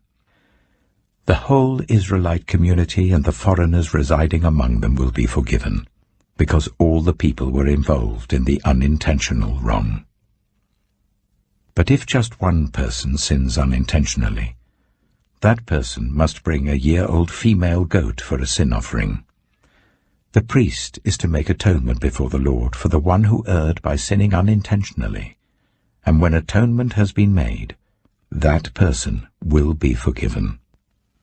One and the same law applies to everyone who sins unintentionally, whether a native-born Israelite or a foreigner residing among you. But anyone who sins defiantly, whether native-born or foreigner, utters blasphemy against the Lord and must be cut off from the people of Israel.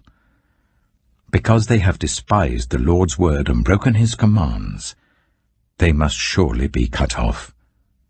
Their guilt remains on them. While the Israelites were in the wilderness, a man was found gathering wood on the Sabbath day.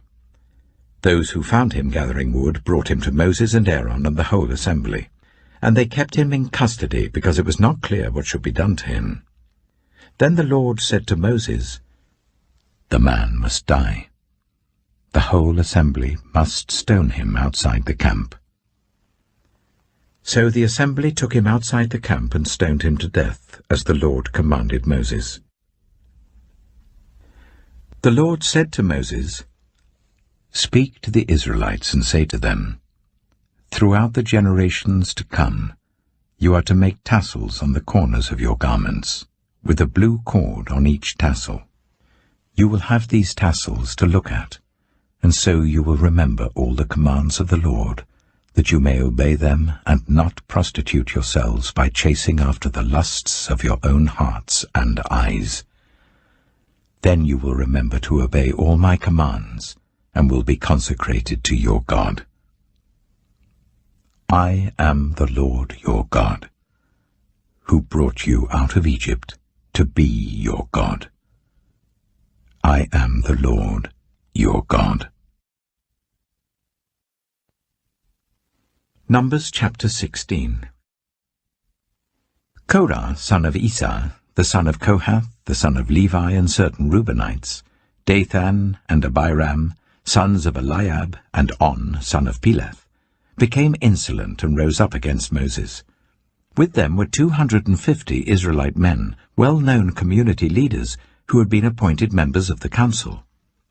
They came as a group to oppose Moses and Aaron, and said to them, "You have gone too far. The whole community is holy, every one of them, and the Lord is with them. Why then do you set yourselves above the Lord's assembly?" When Moses heard this, he fell face down. Then he said to Korah and all his followers, "In the morning the Lord will show who belongs to him and who is holy, and he will make that person come near him. The man he chooses he will cause to come near him. You, Korah, and all your followers are to do this. Take censers, and tomorrow put burning coals and incense in them before the Lord. The man the Lord chooses will be the one who is holy. You Levites have gone too far." Moses also said to Korah, "Now listen, you Levites. Isn't it enough for you that the God of Israel has separated you from the rest of the Israelite community and brought you near himself to do the work at the Lord's tabernacle and to stand before the community and minister to them?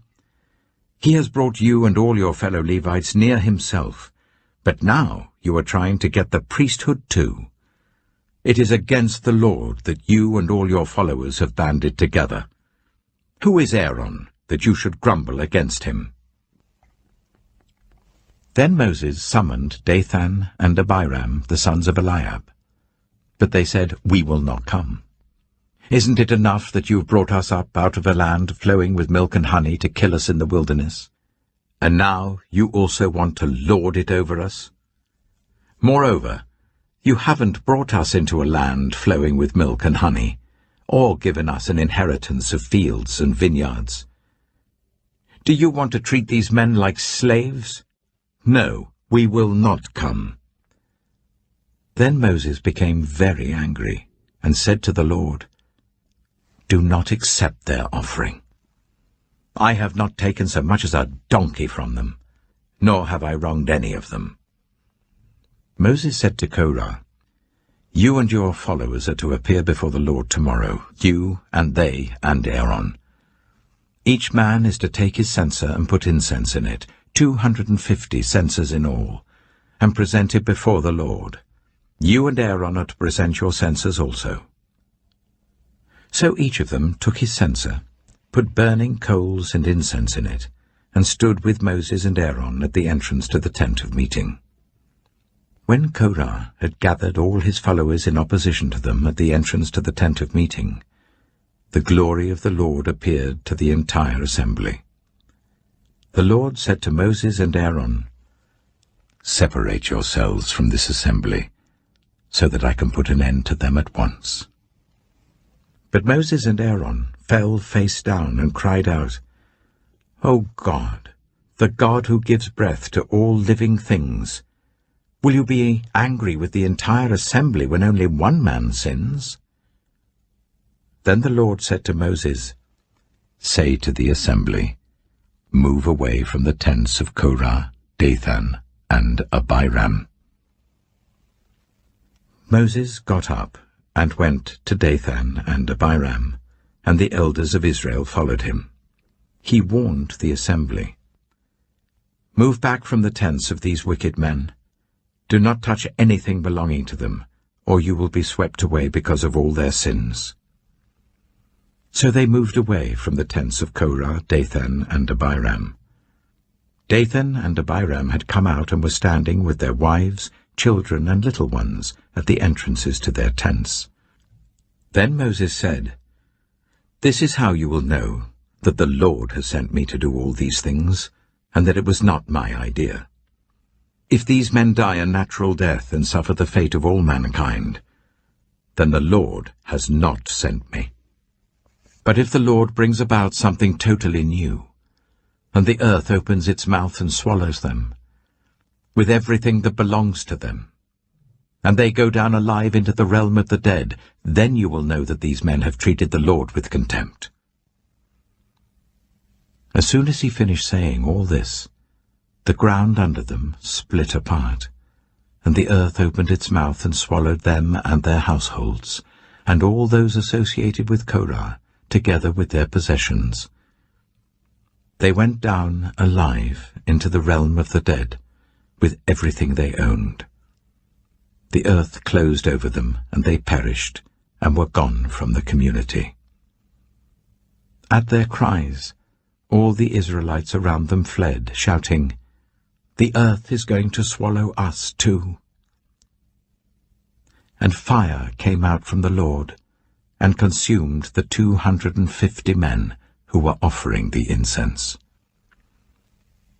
The Lord said to Moses, "Tell Eleazar, son of Aaron the priest, to remove the censers from the charred remains and scatter the coals some distance away, for the censers are holy, the censers of the men who sinned at the cost of their lives. Hammer the censers into sheets to overlay the altar, for they were presented before the Lord and have become holy. Let them be a sign to the Israelites." So Eleazar the priest collected the bronze censers brought by those who had been burned to death, and he had them hammered out to overlay the altar, as the Lord directed him through Moses. This was to remind the Israelites that no one except a descendant of Aaron should come to burn incense before the Lord, or he would become like Korah and his followers. The next day, the whole Israelite community grumbled against Moses and Aaron. "You have killed the Lord's people," they said. But when the assembly gathered in opposition to Moses and Aaron and turned towards the tent of meeting, suddenly the cloud covered it, and the glory of the Lord appeared. Then Moses and Aaron went to the front of the tent of meeting, and the Lord said to Moses, "Get away from this assembly, so that I can put an end to them at once." And they fell face down. Then Moses said to Aaron, "Take your censer and put incense in it, along with burning coals from the altar, and hurry to the assembly to make atonement for them. Wrath has come out from the Lord. The plague has started." So Aaron did as Moses said and ran into the midst of the assembly. The plague had already started among the people, but Aaron offered the incense and made atonement for them. He stood between the living and the dead, and the plague stopped. But 14,700 people died from the plague, in addition to those who had died because of Korah. Then Aaron returned to Moses at the entrance to the tent of meeting, for the plague had stopped. Numbers chapter 17. The Lord said to Moses, "Speak to the Israelites, and get 12 staffs from them, one from the leader of each of their ancestral tribes. Write the name of each man on his staff. On the staff of Levi, write Aaron's name, for there must be one staff for the head of each ancestral tribe. Place them in the tent of meeting in front of the ark of the covenant law, where I meet with you. The staff belonging to the man I choose will sprout, and I will rid myself of this constant grumbling against you by the Israelites." So Moses spoke to the Israelites, and their leaders gave him 12 staffs, one for the leader of each of their ancestral tribes, and Aaron's staff was among them. Moses placed the staffs before the Lord in the tent of the covenant law. The next day, Moses entered the tent and saw that Aaron's staff, which represented the tribe of Levi, had not only sprouted, but had budded, blossomed, and produced almonds. Then Moses brought out all the staffs from the Lord's presence to all the Israelites. They looked at them, and each of the leaders took his own staff. The Lord said to Moses, "Put back Aaron's staff in front of the ark of the covenant law, to be kept as a sign to the rebellious. This will put an end to their grumbling against me, so that they will not die." Moses did just as the Lord commanded him. The Israelites said to Moses, "We shall die. We are lost. We are all lost. Anyone who even comes near the tabernacle of the Lord will die. Are we all going to die?"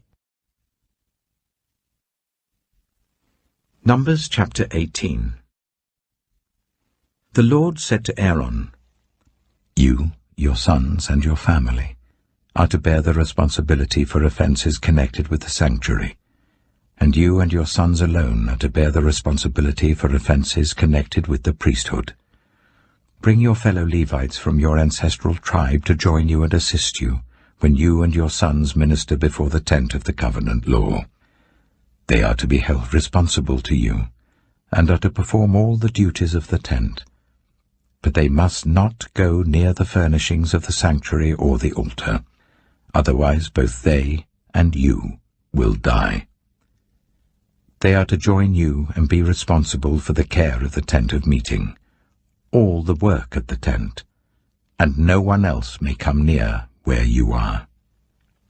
You are to be responsible for the care of the sanctuary and the altar, so that my wrath will not fall on the Israelites again.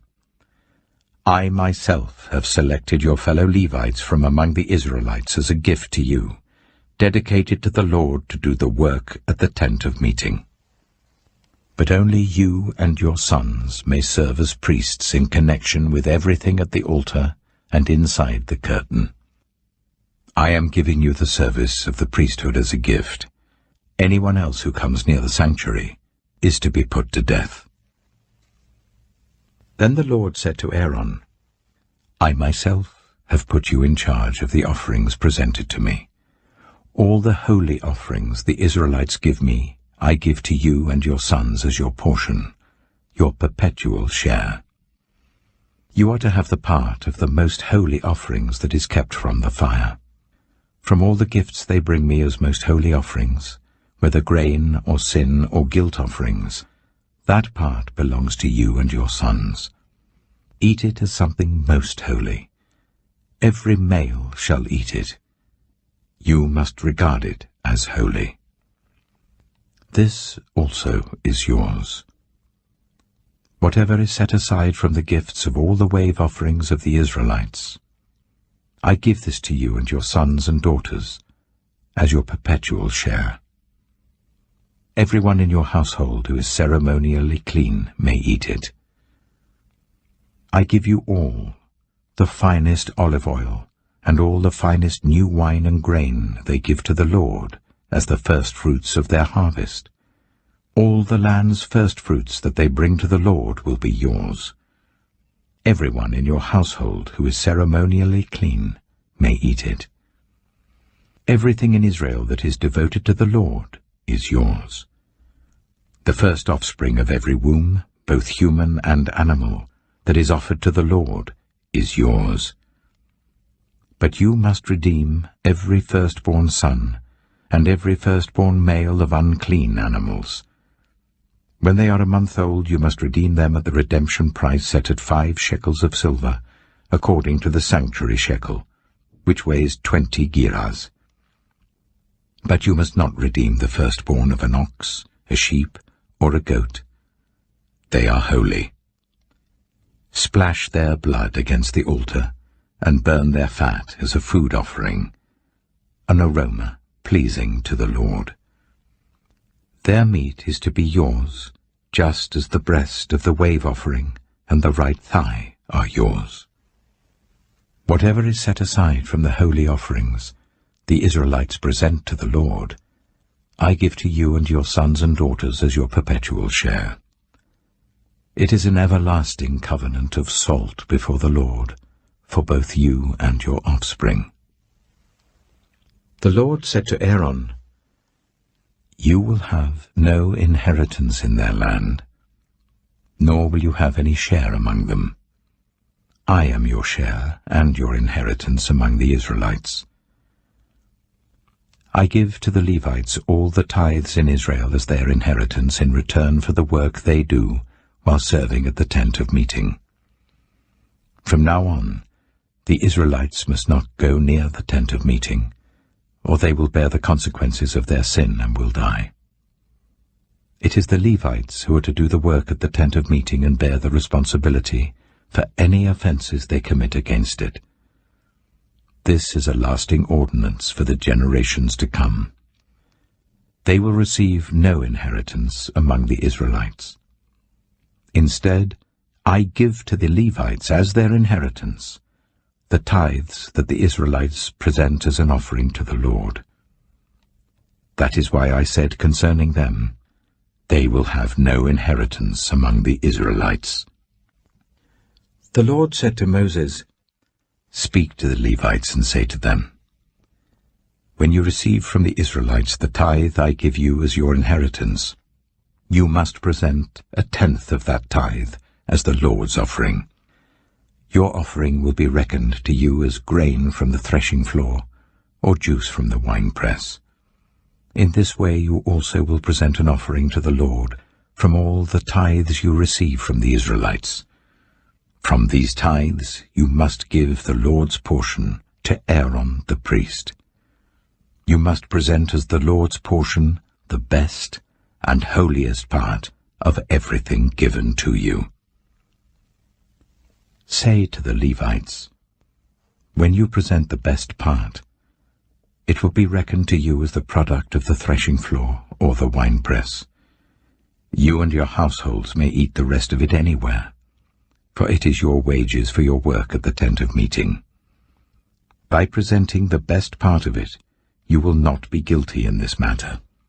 Then you will not defile the holy offerings of the Israelites, and you will not die.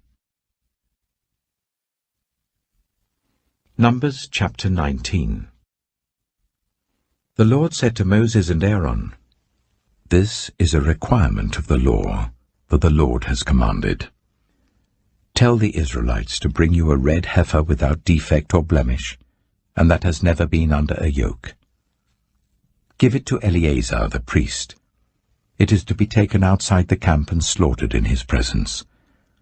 Then Eleazar the priest is to take some of its blood on his finger and sprinkle it 7 times towards the front of the tent of meeting. While he watches, the heifer is to be burned, its hide, flesh, blood, and intestines. The priest is to take some cedar wood, hyssop, and scarlet wool, and throw them onto the burning heifer. After that, the priest must wash his clothes and bathe himself with water. He may then come into the camp, but he will be ceremonially unclean till evening. The man who burns it must also wash his clothes and bathe with water, and he too will be unclean till evening. A man who is clean shall gather up the ashes of the heifer and put them in a ceremonially clean place outside the camp. They are to be kept by the Israelite community for use in the water of cleansing. It is for purification from sin. The man who gathers up the ashes of the heifer must also wash his clothes, and he too will be unclean till evening. This will be a lasting ordinance both for the Israelites and for the foreigners residing among them. Whoever touches a human corpse will be unclean for 7 days. They must purify themselves with the water on the 3rd day and on the 7th day. Then they will be clean. But if they do not purify themselves on the 3rd and 7th day, they will not be clean. If they fail to purify themselves after touching a human corpse, they defile the Lord's tabernacle. They must be cut off from Israel. Because the water of cleansing has not been sprinkled on them, they are unclean. Their uncleanness remains on them. This is the law that applies when a person dies in a tent. Anyone who enters the tent, and anyone who is in it, will be unclean for 7 days. And every open container without a lid fastened on it will be unclean. Anyone out in the open who touches someone who has been killed with a sword, or someone who has died a natural death, or anyone who touches a human bone or a grave, will be unclean for 7 days. For the unclean person, put some ashes from the burned purification offering into a jar, and pour fresh water over them. Then a man who is ceremonially clean is to take some hyssop, dip it in the water and sprinkle the tent and all the furnishings and the people who were there. He must also sprinkle anyone who has touched a human bone or a grave, or anyone who has been killed, or anyone who has died a natural death. The man who is clean is to sprinkle those who are unclean on the 3rd and 7th days, and on the 7th day he is to purify them. Those who are being cleansed must wash their clothes and bathe with water, and that evening they will be clean. But if those who are unclean do not purify themselves, they must be cut off from the community, because they have defiled the sanctuary of the Lord. The water of cleansing has not been sprinkled on them, and they are unclean. This is a lasting ordinance for them. The man who sprinkles the water of cleansing must also wash his clothes, and anyone who touches the water of cleansing will be unclean till evening. Anything that an unclean person touches becomes unclean, and anyone who touches it becomes unclean till evening. Numbers chapter 20. In the first month, the whole Israelite community arrived at the desert of Zin, and they stayed at Kadesh. There Miriam died and was buried. Now there was no water for the community, and the people gathered in opposition to Moses and Aaron. They quarreled with Moses and said, "If only we had died when our brothers fell dead before the Lord. Why did you bring the Lord's community into this wilderness, that we and our livestock should die here? Why did you bring us up out of Egypt to this terrible place? It has no corn or figs, grapevines or pomegranates, and there is no water to drink." Moses and Aaron went from the assembly to the entrance to the tent of meeting and fell face down, and the glory of the Lord appeared to them. The Lord said to Moses, "Take the staff, and you and your brother Aaron gather the assembly together. Speak to that rock before their eyes, and it will pour out its water. You will bring water out of the rock for the community, so that they and their livestock can drink." So Moses took the staff from the Lord's presence, just as he commanded him. He and Aaron gathered the assembly together in front of the rock, and Moses said to them, "Listen, you rebels, must we bring you water out of this rock?" Then Moses raised his arm and struck the rock twice with his staff. Water gushed out, and the community and their livestock drank. But the Lord said to Moses and Aaron, "Because you did not trust in me enough to honor me as holy in the sight of the Israelites, you will not bring this community into the land I give them." These were the waters of Meribah, where the Israelites quarreled with the Lord, and where he was proved holy among them. Moses sent messengers from Kadesh to the king of Edom, saying, "This is what your brother Israel says. You know about all the hardships that have come on us. Our ancestors went down into Egypt, and we lived there many years. The Egyptians ill-treated us and our ancestors, but when we cried out to the Lord, he heard our cry, and sent an angel and brought us out of Egypt. Now we are here at Kadesh, a town on the edge of your territory. Please let us pass through your country. We will not go through any field or vineyard or drink water from any well. We will travel along the king's highway and not turn to the right or to the left until we have passed through your territory." But Edom answered, "You may not pass through here. If you try, we will march out and attack you with the sword." The Israelites replied, "We will go along the main road, and if we or our livestock drink any of your water, we will pay for it. We only want to pass through on foot, nothing else." Again they answered, "You may not pass through." Then Edom came out against them with a large and powerful army. Since Edom refused to let them go through their territory, Israel turned away from them. The whole Israelite community set out from Kadesh and came to Mount Hor. At Mount Hor, near the border of Edom, the Lord said to Moses and Aaron, "Aaron will be gathered to his people. He will not enter the land I give the Israelites, because both of you rebelled against my command at the waters of Meribah. Call Aaron and his son Eleazar, and take them up Mount Hor. Remove Aaron's garments, and put them on his son Eleazar, for Aaron will be gathered to his people. He will die there." Moses did as the Lord commanded. They went up Mount Hor in the sight of the whole community.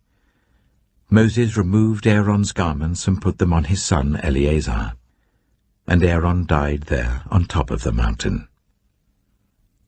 Then Moses and Eleazar came down from the mountain, and when the whole community learned that Aaron had died, all the Israelites mourned for him 30 days. Numbers chapter 21. When the Canaanite king of Arad, who lived in the Negev, heard that Israel was coming along the road to Atharim, he attacked the Israelites and captured some of them. Then Israel made this vow to the Lord: "If you will deliver these people into our hands, we will totally destroy their cities." The Lord listened to Israel's plea and gave the Canaanites over to them. They completely destroyed them and their towns, so the place was named Hormah. They travelled from Mount Hor along the route to the Red Sea to go round Edom.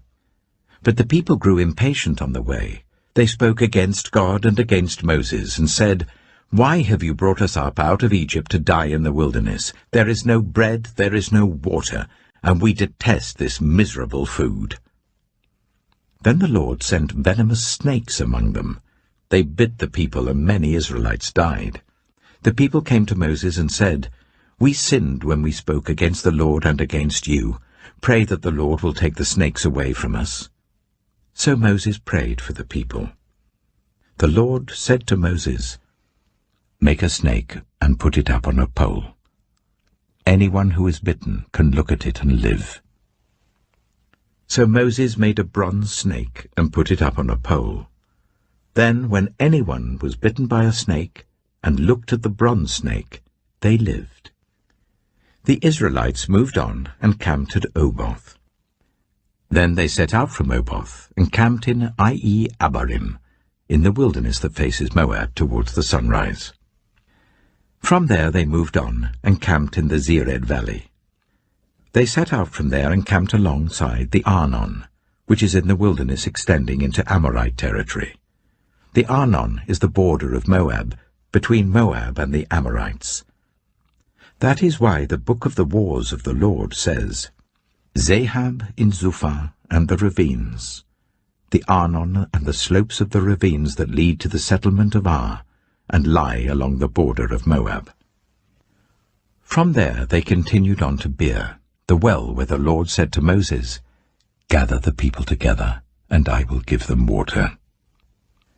Then Israel sang this song: "Spring up, O well, sing about it, about the well that the princes dug, that the nobles of the people sank, the nobles with scepters and staffs."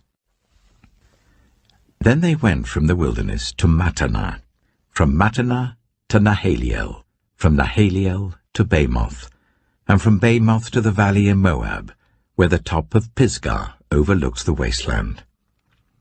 Israel sent messengers to say to Sihon, king of the Amorites, "Let us pass through your country. We will not turn aside into any field or vineyard or drink water from any well. We will travel along the king's highway until we have passed through your territory." But Sihon would not let Israel pass through his territory.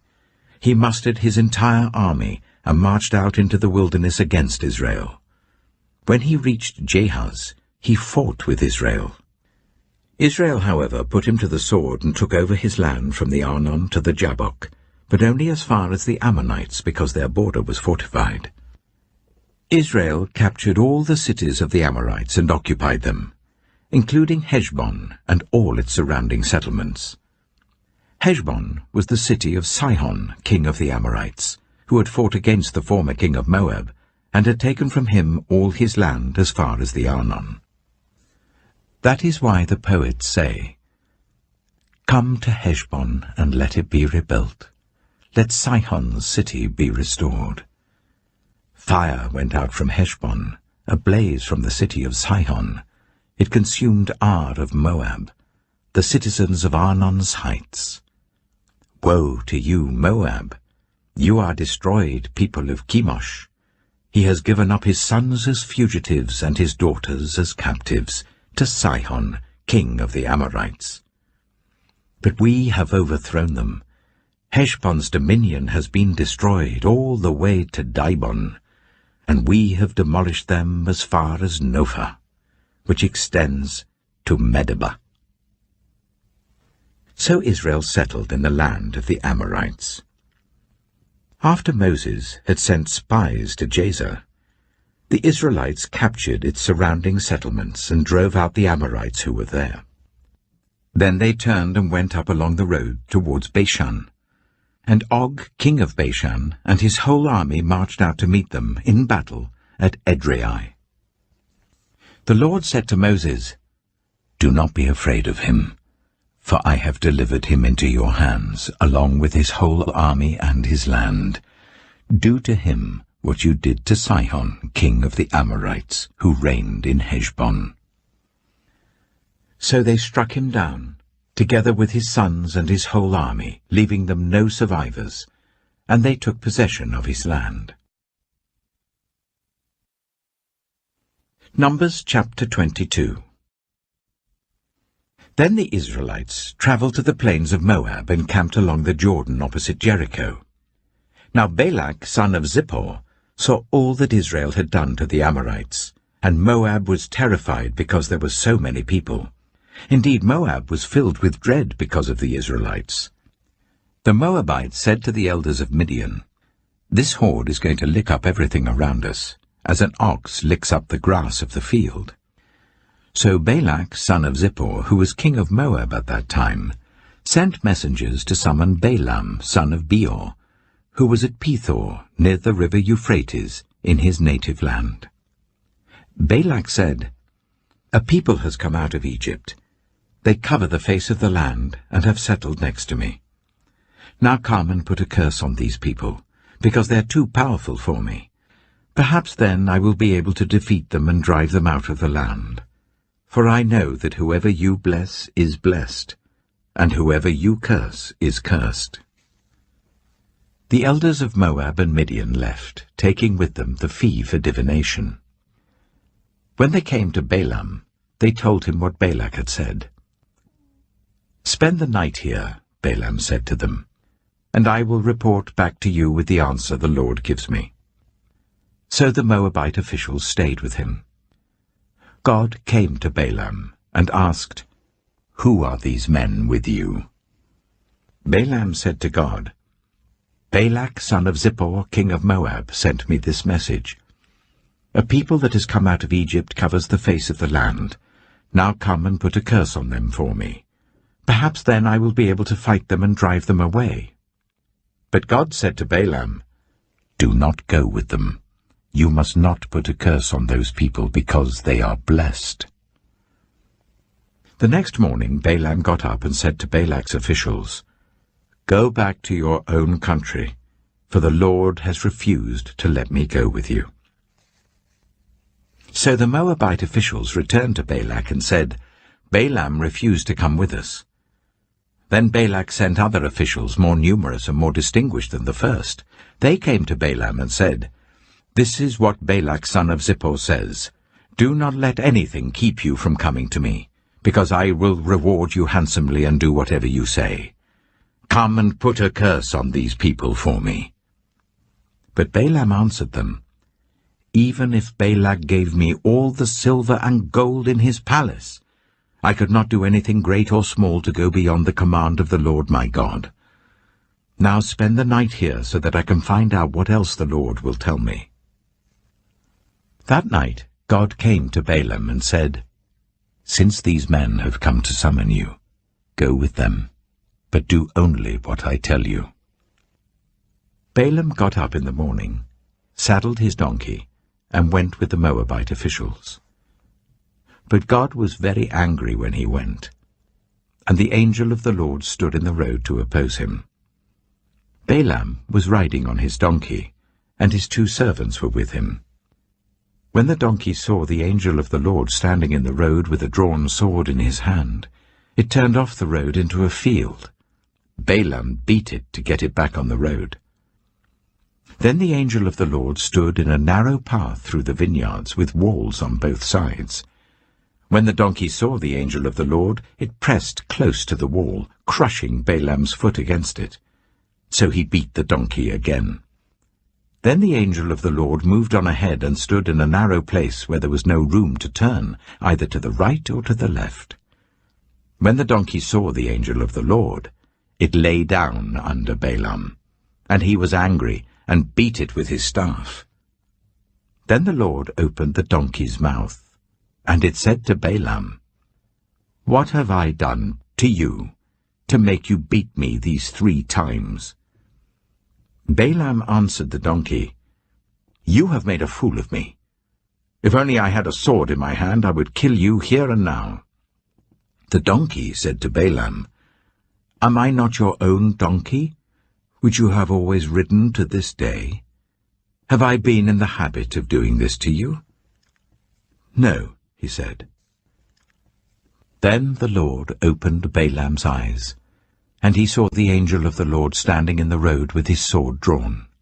So he bowed low and fell face down. The angel of the Lord asked him, "Why have you beaten your donkey these 3 times? I have come here to oppose you because your path is a reckless one before me.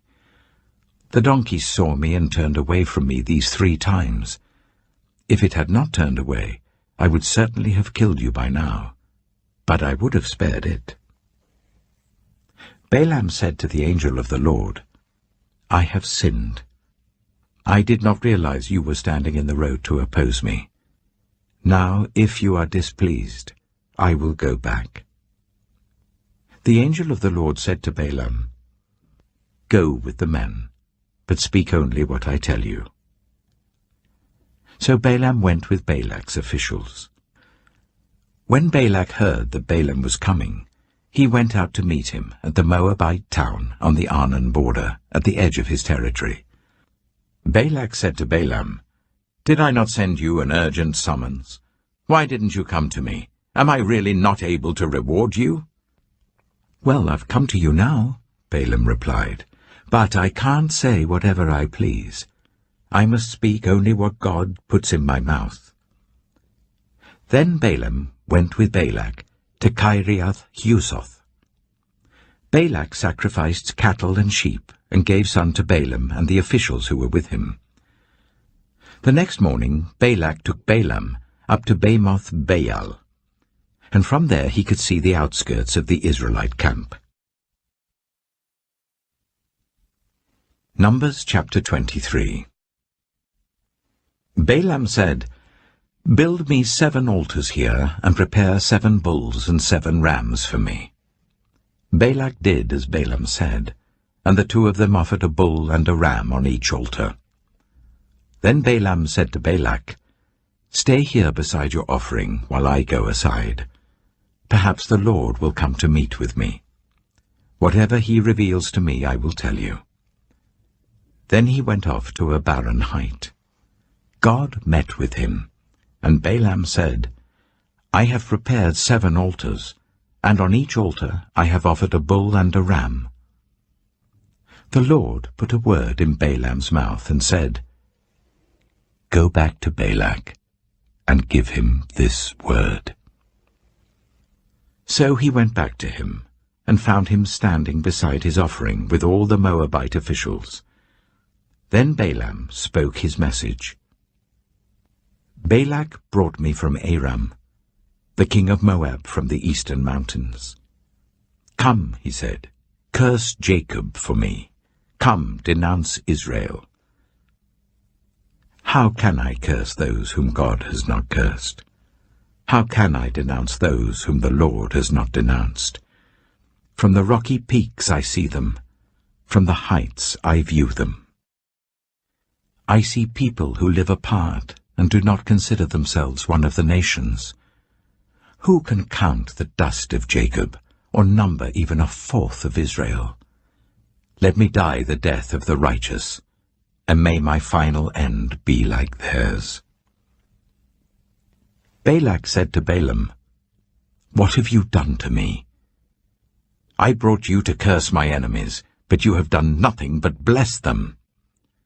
He answered, "Must I not speak what the Lord puts in my mouth?" Then Balak said to him, "Come with me to another place where you can see them. You will not see them all, but only the outskirts of their camp, and from there curse them for me." So he took him to the field of Zophim on the top of Pisgah, and there he built 7 altars and offered a bull and a ram on each altar. Balaam said to Balak, "Stay here beside your offering, while I meet with him over there." The Lord met with Balaam and put a word in his mouth and said, "Go back to Balak and give him this word." So he went to him and found him standing beside his offering with the Moabite officials. Balak asked him, "What did the Lord say?" Then he spoke his message. "Arise, Balak, and listen. Hear me, son of Zippor. God is not human, that he should lie, not a human being, that he should change his mind. Does he speak and then not act? Does he promise and not fulfill? I have received a command to bless. He has blessed, and I cannot change it. No misfortune is seen in Jacob, no misery observed in Israel. The Lord their God is with them. The shout of the king is among them. God brought them out of Egypt. They have the strength of a wild ox. There is no divination against Jacob, no evil omens against Israel. It will now be said of Jacob and of Israel, see what God has done. The people rise like a lioness. They rouse themselves like a lion that does not rest till it devours its prey and drinks the blood of its victims. Then Balak said to Balaam, Neither curse them at all, nor bless them at all. Balaam answered, Did I not tell you I must do whatever the Lord says? Then Balak said to Balaam, Come, let me take you to another place. Perhaps it will please God to let you curse them for me from there. And Balak took Balaam to the top of Peor, overlooking the wasteland. Balaam said, Build me 7 altars here, and prepare 7 bulls and 7 rams for me. Balak did as Balaam had said, and offered a bull and a ram on each altar. Numbers chapter 24. Now when Balaam saw that it pleased the Lord to bless Israel, he did not resort to divination as at other times, but turned his face toward the wilderness.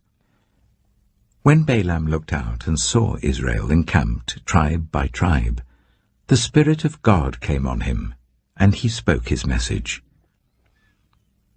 The prophecy of Balaam, son of Beor, the prophecy of one whose eye sees clearly, the prophecy of one who hears the words of God, who sees a vision from the Almighty, who falls prostrate and whose eyes are opened. How beautiful are your tents, Jacob, your dwelling places, Israel. Like valleys they spread out, like gardens beside a river, like aloes planted by the Lord, like cedars beside the waters. Water will flow from their buckets, their seed will have abundant water. Their king will be greater than Agag, their kingdom will be exalted. God brought them out of Egypt, they have the strength of a wild ox. They devour hostile nations and break their bones in pieces. With their arrows they pierce them. Like a lion they crouch and lie down. Like a lioness. Who dares to rouse them? May those who bless you be blessed, and those who curse you be cursed. Then Balak's anger burned against Balaam. He struck his hands together and said to him, I summoned you to curse my enemies, but you have blessed them these 3 times. Now leave at once and go home. I said I would reward you handsomely, but the Lord has kept you from being rewarded. Balaam answered Balak, Did I not tell the messengers you sent me? Even if Balak gave me all the silver and gold in his palace, I could not do anything of my own accord, good or bad, to go beyond the command of the Lord. And I must say only what the Lord says. Now I am going back to my people, but come, let me warn you of what this people will do to your people in days to come. Then he spoke his message.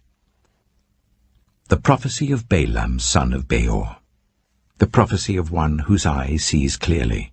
The prophecy of one who hears the words of God, who has knowledge from the Most High, who sees a vision from the Almighty, who falls prostrate, and whose eyes are opened. I see him, but not now. I behold him, but not near.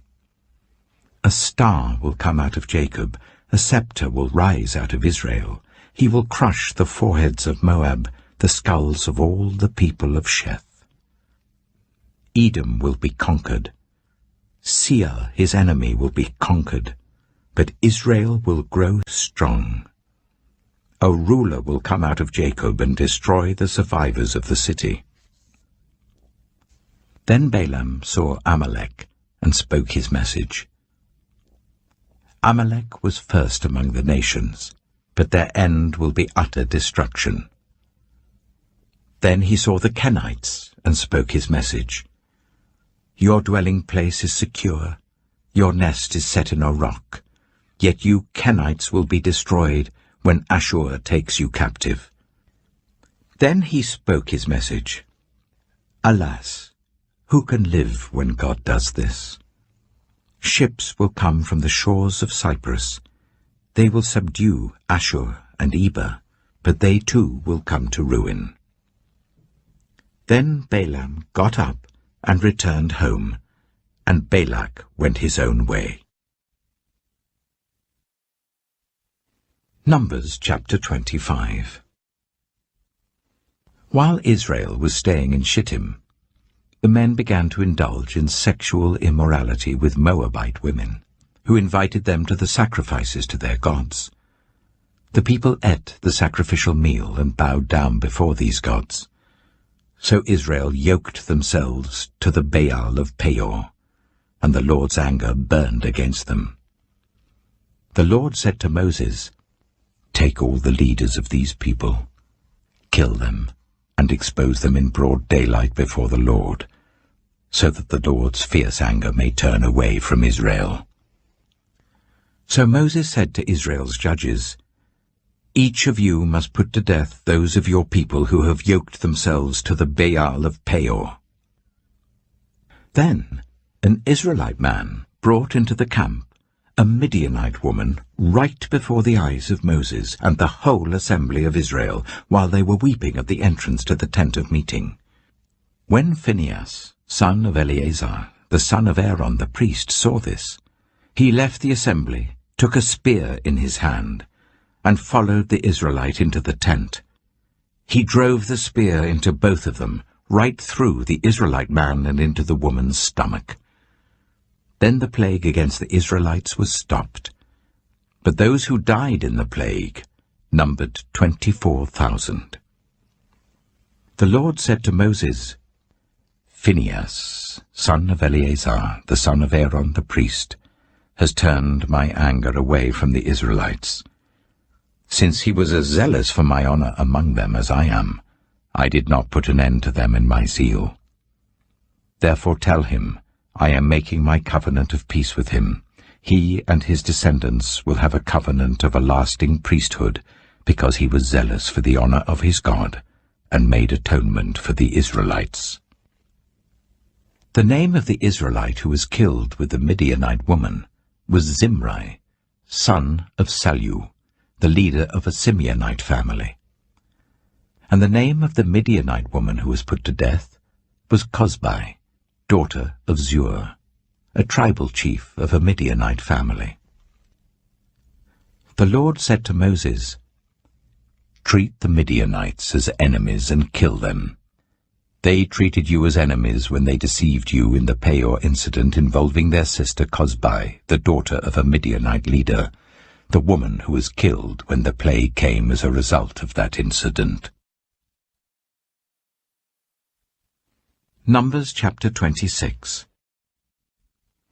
After the plague, the Lord said to Moses and Eleazar, son of Aaron the priest, Take a census of the whole Israelite community by families, all those 20 years old or more who were able to serve in the army of Israel.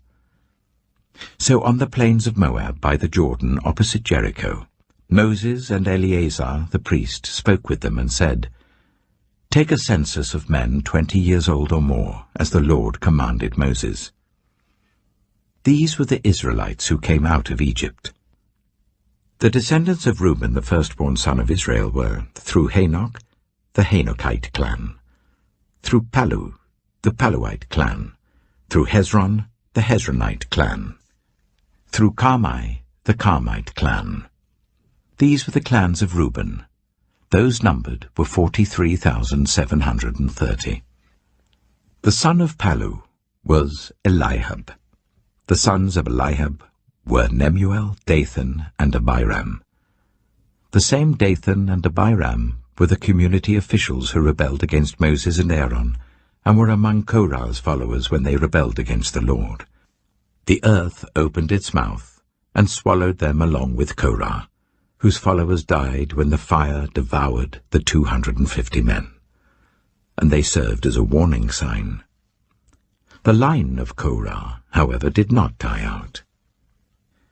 The descendants of Simeon by their clans were, through Nemuel, the Nemuelite clan, through Jamin, the Jaminite clan, through Jachin, the Jachinite clan, through Zerah, the Zerahite clan, through Sheul, the Sheulite clan. These were the clans of Simeon. Those numbered were 22,200.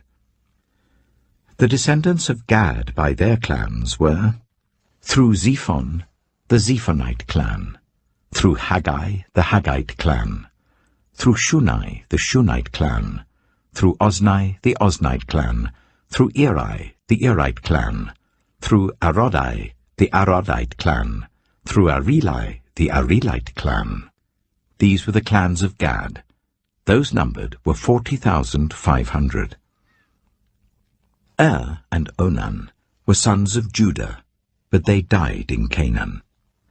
The descendants of Judah by their clans were, through Shelah, the Shelanite clan, through Perez, the Perezite clan, through Zerah, the Zerahite clan.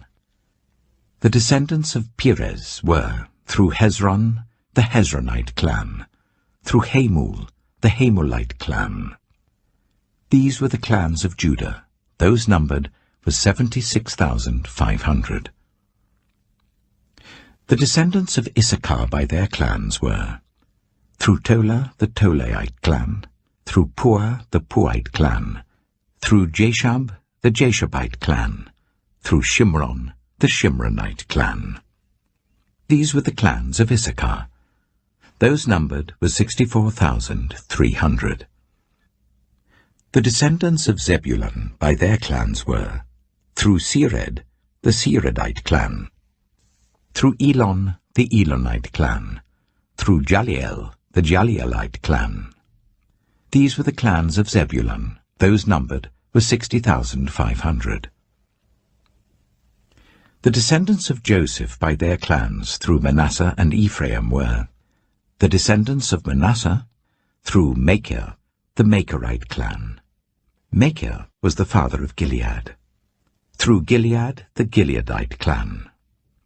These were the descendants of Gilead. Through Iezer, the Iezerite clan. Through Helek, the Helekite clan. Through Asriel, the Asrielite clan. Through Shechem, the Shechemite clan. Through Shemida, the Shemidite clan. Through Hepher, the Hepherite clan. Zelophehad, son of Hepher, had no sons. He had only daughters, whose names were Mahlah, Noah, Hoglah, Milcah, and Tirzah. These were the clans of Manasseh.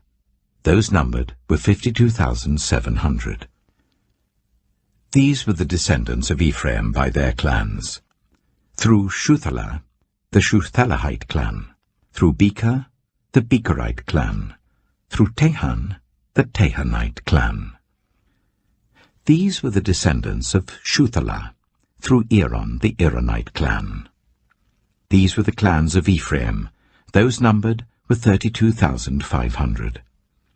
These were the descendants of Joseph by their clans.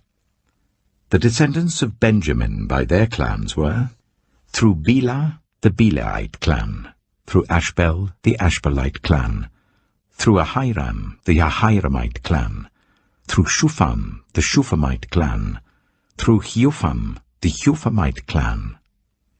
The descendants of Bela through Ard and Naaman were, through Ard, the Ardite clan, through Naaman, the Naamite clan. These were the clans of Benjamin. Those numbered were 45,600. These were the descendants of Dan by their clans, through Shuham, the Shuhamite clan. These were the clans of Dan. All of them were Shuhamite clans, and those numbered were 64,400. The descendants of Asher by their clans were, through Imnah, the Imnite clan, through Ishvi, the Ishvite clan, through Beriah, the Beriahite clan, and through the descendants of Beriah, through Heber, the Heberite clan, through Malkiel, the Malkielite clan. Asher had a daughter named Sirah. These were the clans of Asher. Those numbered were 53,400. The descendants of Naphtali by their clans were, through Jaziel, the Jazielite clan, through Gunai, the Gunite clan, through Jezer, the Jezerite clan, through Shillem, the Shillemite clan. These were the clans of Naphtali. Those numbered were 45,400. The total number of the men of Israel was 601,730. The Lord said to Moses, "The land is to be allotted to them as an inheritance based on the number of names. To a larger group give a larger inheritance, and to a smaller group a smaller one. Each is to receive its inheritance according to the number of those listed. Be sure that the land is distributed by lot. What each group inherits will be according to the names for its ancestral tribe. Each inheritance is to be distributed by lot among the larger and smaller groups." These were the Levites who were counted by their clans. Through Gershon, the Gershonite clan. Through Kohath, the Kohathite clan. Through Merari, the Merarite clan. These also were Levite clans, the Libnite clan, the Hebronite clan, the Marlite clan, the Mushite clan, the Korahite clan. Kohath was the forefather of Amram. The name of Amram's wife was Jochebed, a descendant of Levi who was born to the Levites in Egypt. To Amram she bore Aaron, Moses, and their sister Miriam. Aaron was the father of Nadab and Abihu, Eleazar and Ithamar.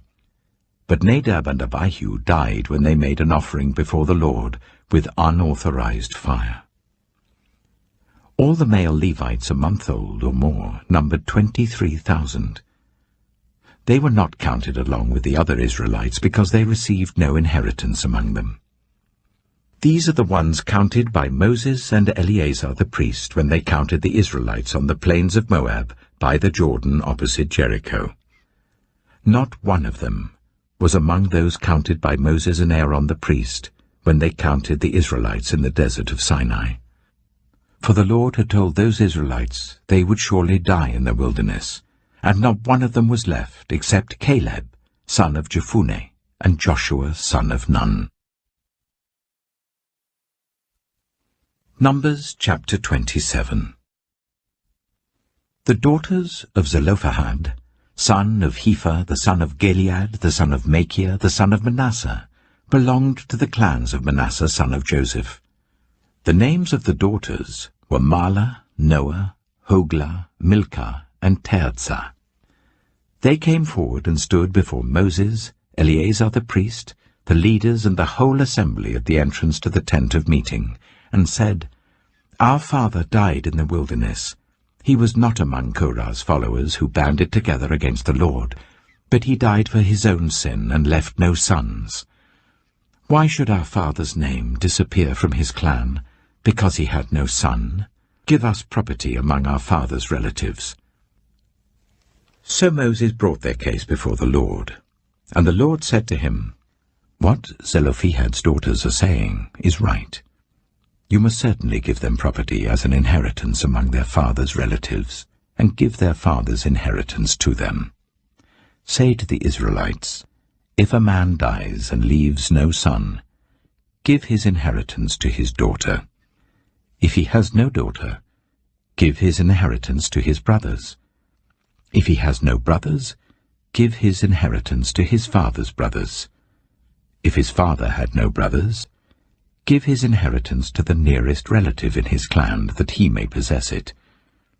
This is to have the force of law for the Israelites, as the Lord commanded Moses." Then the Lord said to Moses, "Go up this mountain in the Abarim range, and see the land I have given the Israelites. After you have seen it, you too will be gathered to your people as your brother Aaron was.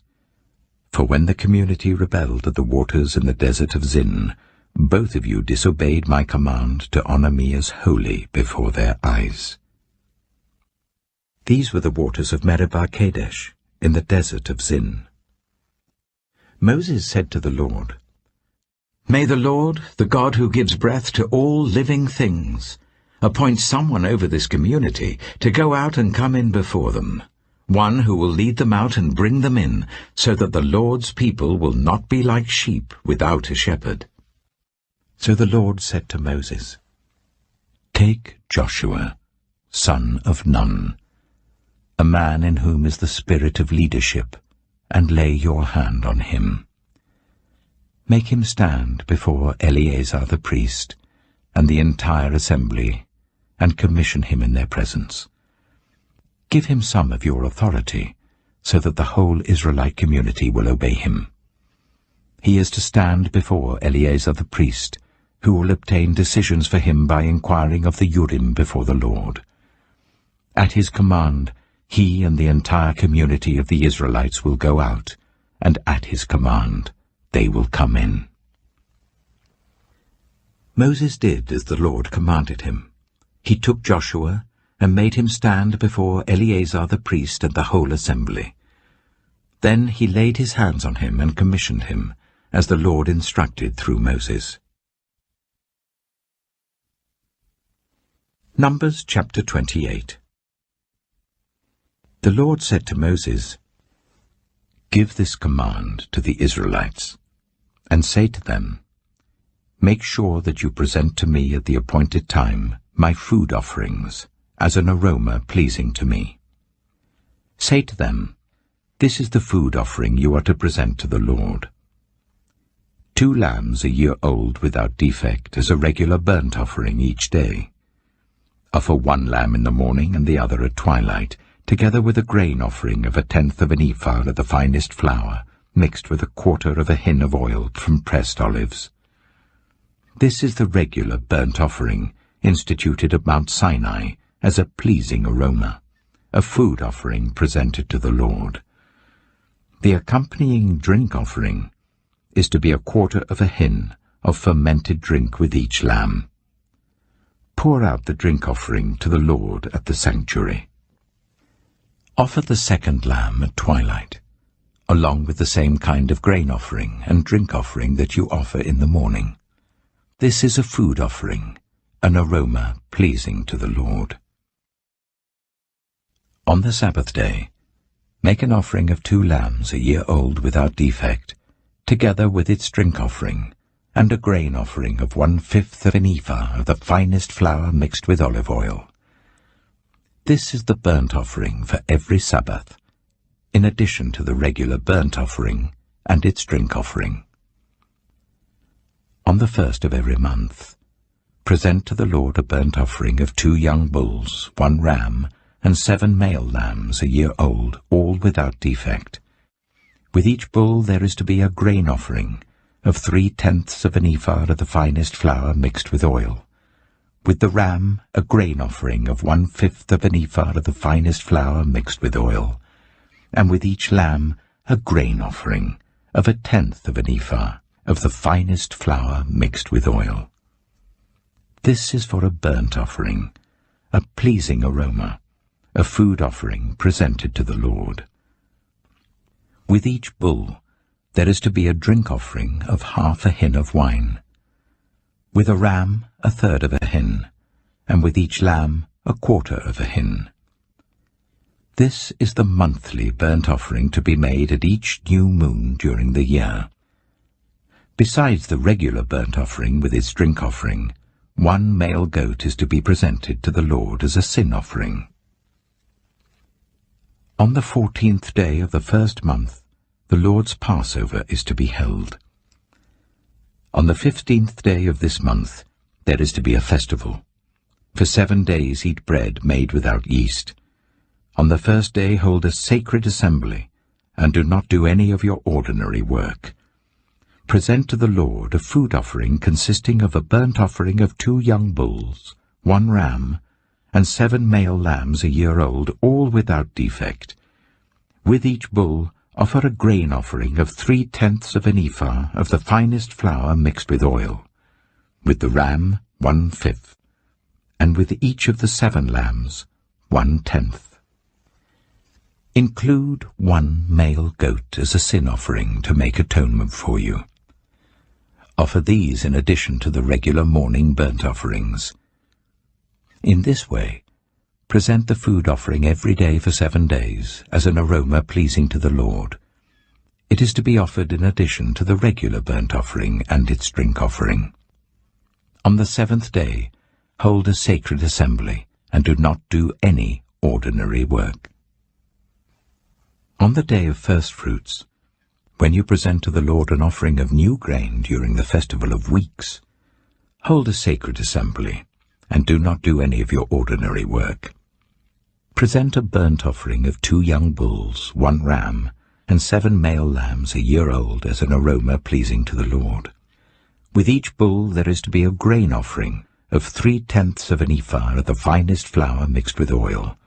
With the ram, 1/5, and with each of the 7 lambs, 1/10. Include 1 male goat to make atonement for you. Offer these together with their drink offerings, in addition to the regular burnt offering and its grain offering. Be sure the animals are without defect.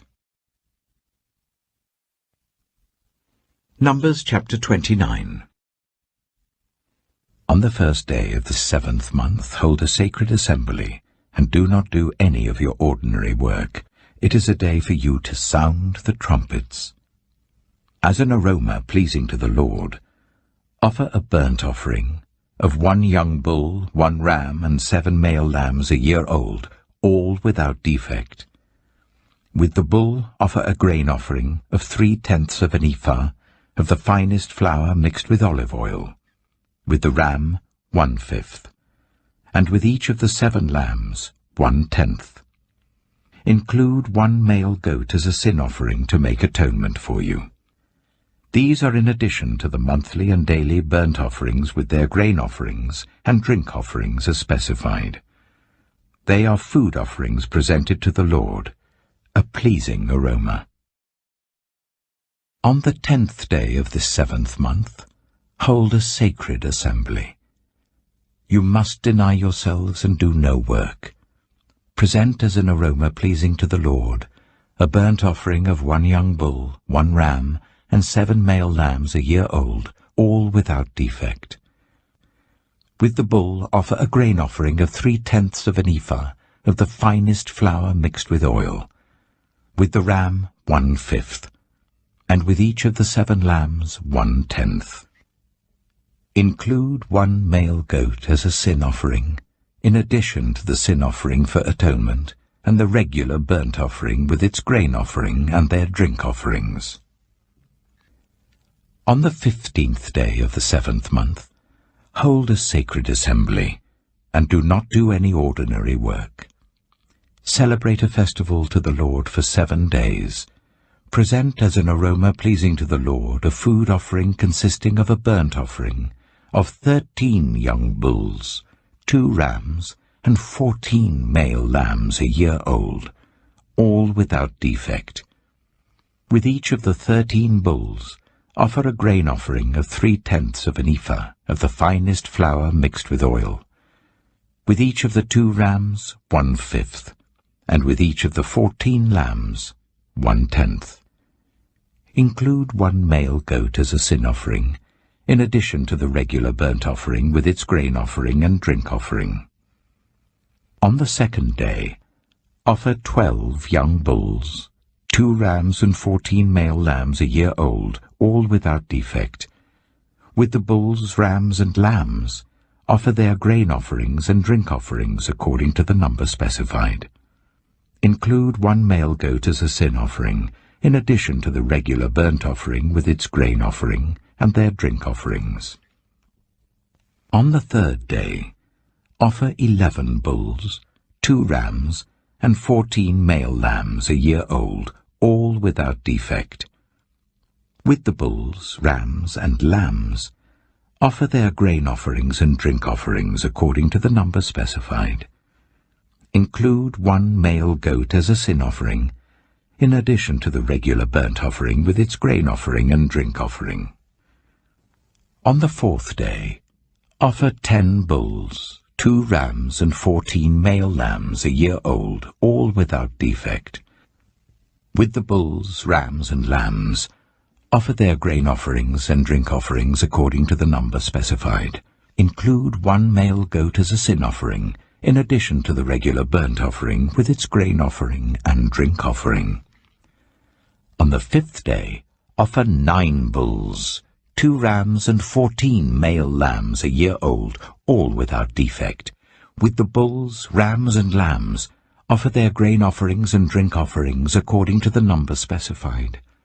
Include 1 male goat as a sin offering, in addition to the regular burnt offering with its grain offering and drink offering. On the 6th day, offer 8 bulls, 2 rams, and 14 male lambs a year old, all without defect. With the bulls, rams, and lambs, offer their grain offerings and drink offerings according to the number specified. Include 1 male goat as a sin offering, in addition to the regular burnt offering with its grain offering and drink offering.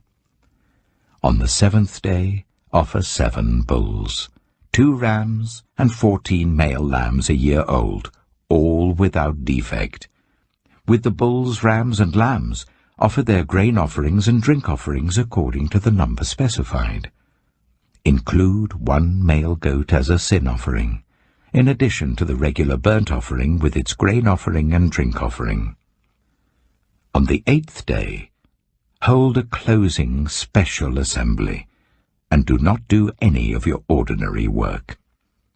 Present as an aroma pleasing to the Lord a food offering consisting of a burnt offering of 1 bull, 1 ram, and 7 male lambs a year old, all without defect. With the bull, the ram, and the lambs, offer their grain offerings and drink offerings according to the number specified. Include 1 male goat as a sin offering, in addition to the regular burnt offering with its grain offering and drink offering. In addition to what you vow, and your free will offerings, offer these to the Lord at your appointed festivals, your burnt offerings, grain offerings, drink offerings, and fellowship offerings. Moses told the Israelites all that the Lord commanded him. Numbers chapter 30. Moses said to the heads of the tribes of Israel, "This is what the Lord commands. When a man makes a vow to the Lord or takes an oath to bind himself by a pledge, he must not break his word, but must do everything he said. When a young woman, still living in her father's household, makes a vow to the Lord or binds herself by a pledge, and her father hears about her vow or pledge, but says nothing to her, then all her vows and every pledge by which she bound herself will stand. But if her father forbids her when he hears about it, none of her vows or the pledges by which she bound herself will stand. The Lord will release her because her father has forbidden her. If she marries after she makes a vow, or after her lips utter a rash promise by which she binds herself, and her husband hears about it but says nothing to her, then her vows or the pledges by which she bound herself will stand. But if her husband forbids her when he hears about it, he nullifies the vow that binds her, or the rash promise by which she binds herself, and the Lord will release her. Any vow or obligation taken by a widow or divorced woman will be binding on her. If a woman living with her husband makes a vow or binds herself by a pledge under oath, and her husband hears about it but says nothing to her and does not forbid her, then all her vows or the pledges by which she bound herself will stand. But if her husband nullifies them when he hears about them, then none of the vows or pledges that came from her lips will stand. Her husband has nullified them, and the Lord will release her. Her husband may confirm or nullify any vow she makes or any sworn pledge to deny herself. But if her husband says nothing to her about it from day to day, then he confirms all her vows or the pledges binding on her. He confirms them by saying nothing to her when he hears about them. If, however, he nullifies them some time after he hears about them, then he must bear the consequences of her wrongdoing. These are the regulations the Lord gave Moses concerning relationships between a man and his wife, and between a father and his young daughter still living at home. Numbers chapter 31. The Lord said to Moses, "Take vengeance on the Midianites for the Israelites. After that you will be gathered to your people." So Moses said to the people, "Arm some of your men to go to war against the Midianites, so that they may carry out the Lord's vengeance on them. Send into battle 1,000 men from each of the tribes of Israel." So 12,000 men armed for battle, 1,000 from each tribe, were supplied from the clans of Israel. Moses sent them into battle, 1,000 from each tribe, along with Phinehas, son of Eleazar the priest, who took with him articles from the sanctuary and the trumpets for signaling. They fought against Midian, as the Lord commanded Moses, and killed every man. Among their victims were Evi, Rechem, Zur, Hur, and Reba, the 5 kings of Midian. They also killed Balaam, son of Beor, with the sword. The Israelites captured the Midianite women and children, and took all the Midianite herds, flocks, and goods as plunder. They burned all the towns where the Midianites had settled, as well as all their camps. They took all the plunder and spoils, including the people and animals, and brought the captives, spoils, and plunder to Moses and Eleazar the priest, and the Israelite assembly at their camp on the plains of Moab, by the Jordan opposite Jericho. Moses, Eleazar the priest, and all the leaders of the community went to meet them outside the camp. Moses was angry with the officers of the army, the commanders of thousands and commanders of hundreds, who returned from the battle. "Have you allowed all the women to live?" he asked them. They were the ones who followed Balaam's advice and enticed the Israelites to be unfaithful to the Lord in the Peor incident, so that a plague struck the Lord's people. Now kill all the boys, and kill every woman who has slept with a man, but save for yourselves every girl who has never slept with a man. Anyone who has killed someone, or touched someone who was killed, must stay outside the camp 7 days. On the 3rd and 7th days, you must purify yourselves and your captives. Purify every garment as well as everything made of leather, goat hair, or wood. Then Eleazar the priest said to the soldiers who had gone into battle, "This is what is required by the law that the Lord gave Moses. Gold, silver, bronze, iron, tin, lead, and anything else that can withstand fire must be put through the fire, and then it will be clean. But it must also be purified with the water of cleansing. And whatever cannot withstand fire must be put through that water. On the 7th day wash your clothes, and you will be clean. Then you may come into the camp. The Lord said to Moses, You and Eleazar, the priest, and the family heads of the community, are to count all the people and animals that were captured. Divide the spoils equally between the soldiers who took part in the battle and the rest of the community. From the soldiers who fought in the battle, set apart as tribute for the Lord 1 out of every 500, whether people, cattle, donkeys, or sheep. Take this tribute from their half-share, and give it to Eleazar the priest as the Lord's part. From the Israelites' half, select 1 out of every 50, whether people, cattle, donkeys, sheep, or other animals. Give them to the Levites, who are responsible for the care of the Lord's tabernacle. So Moses and Eleazar the priest did as the Lord commanded Moses. The plunder remaining from the spoils that the soldiers took was 675,000 sheep, 72,000 cattle, 61,000 donkeys, and 32,000 women who had never slept with a man.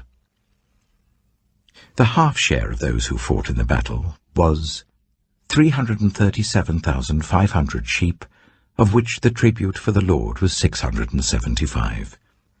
36,000 cattle, of which the tribute for the Lord was 72. 30,500 donkeys, of which the tribute for the Lord was 61. 16,000 people, of whom the tribute for the Lord was 32. Moses gave the tribute to Eleazar the priest as the Lord's part, as the Lord commanded Moses. The half belonging to the Israelites, which Moses set apart from that of the fighting men, the community's half, was 337,500 sheep, 36,000 cattle, 30,500 donkeys, and 16,000 people. From the Israelites' half, Moses selected 1 out of every 50 people and animals, as the Lord commanded him, and gave them to the Levites, who were responsible for the care of the Lord's tabernacle. Then the officers who were over the units of the army, the commanders of thousands and commanders of hundreds, went to Moses and said to him, Your servants have counted the soldiers under our command, and not one is missing. So we have brought as an offering to the Lord the gold articles each of us acquired, armlets, bracelets, signet rings, earrings, and necklaces, to make atonement for ourselves before the Lord. Moses and Eleazar the priest accepted from them the gold, all the handcrafted articles. All the gold from the commanders of thousands and commanders of hundreds that Moses and Eleazar presented as a gift to the Lord weighed 16,750 shekels. Each soldier had taken plunder for himself. Moses and Eleazar the priest accepted the gold from the commanders of thousands and commanders of hundreds, and brought it into the tent of meeting as a memorial for the Israelites before the Lord. Numbers chapter 32. The Reubenites and Gadites, who had very large herds and flocks, saw that the lands of Jazer and Gilead were suitable for livestock. So they came to Moses and Eleazar the priest, and to the leaders of the community, and said, Ataroth, Dibon, Jazer, Nimrah, Heshbon, Elealeh, Sebam, Nebo, and Beon, the land the Lord subdued before the people of Israel, are suitable for livestock, and your servants have livestock. If we have found favor in your eyes, they said, let this land be given to your servants as our possession. Do not make us cross the Jordan. Moses said to the Gadites and Reubenites, Should your fellow Israelites go to war while you sit here? Why do you discourage the Israelites from crossing over into the land the Lord has given them? This is what your fathers did when I sent them from Kadesh Barnea to look over the land. After they went up to the valley of Eshcol and viewed the land, they discouraged the Israelites from entering the land the Lord had given them. The Lord's anger was aroused that day, And he swore this oath: "Because they have not followed me wholeheartedly, not one of those who were 20 years old or more when they came up out of Egypt will see the land I promised on oath to Abraham, Isaac, and Jacob, not one, except Caleb, son of Jephunneh, the Kenizzite, and Joshua, son of Nun, for they followed the Lord wholeheartedly." The Lord's anger burned against Israel, and he made them wander in the wilderness for 40 years until the whole generation of those who had done evil in his sight was gone. And here you are, a brood of sinners, standing in the place of your fathers and making the Lord even more angry with Israel. If you turn away from following him, he will again leave all this people in the wilderness, and you will be the cause of their destruction. Then they came up to him and said, "We would like to build pens here for our livestock and cities for our women and children. But we will arm ourselves for battle and go ahead of the Israelites until we have brought them to their place. Meanwhile, our women and children will live in fortified cities for protection from the inhabitants of the land. We will not return to our homes until each of the Israelites has received their inheritance. We will not receive any inheritance with them on the other side of the Jordan, because our inheritance has come to us on the east side of the Jordan." Then Moses said to them, "If you will do this, if you will arm yourselves before the Lord for battle, and if all of you who are armed cross over the Jordan before the Lord until he has driven his enemies out before him, then when the land is subdued before the Lord, you may return and be free from your obligation to the Lord and to Israel, and this land will be your possession before the Lord. But if you fail to do this, you will be sinning against the Lord, and you may be sure that your sin will find you out. Build cities for your women and children, and pens for your flocks, but do what you have promised." The Gadites and Reubenites said to Moses, "We, your servants, will do as our Lord commands. Our children and wives, our flocks and herds, will remain here in the cities of Gilead. But your servants, every man who is armed for battle, will cross over to fight before the Lord, just as our Lord says." Then Moses gave orders about them to Eleazar the priest and Joshua son of Nun, and to the family heads of the Israelite tribes. He said to them, "If the Gadites and Reubenites, every man armed for battle, cross over the Jordan with you before the Lord, then when the land is subdued before you, you must give them the land of Gilead as their possession. But if they do not cross over with you armed, they must accept their possession with you in Canaan." The Gadites and Reubenites answered, "Your servants will do what the Lord has said. We will cross over before the Lord into Canaan armed, but the property we inherit will be on this side of the Jordan."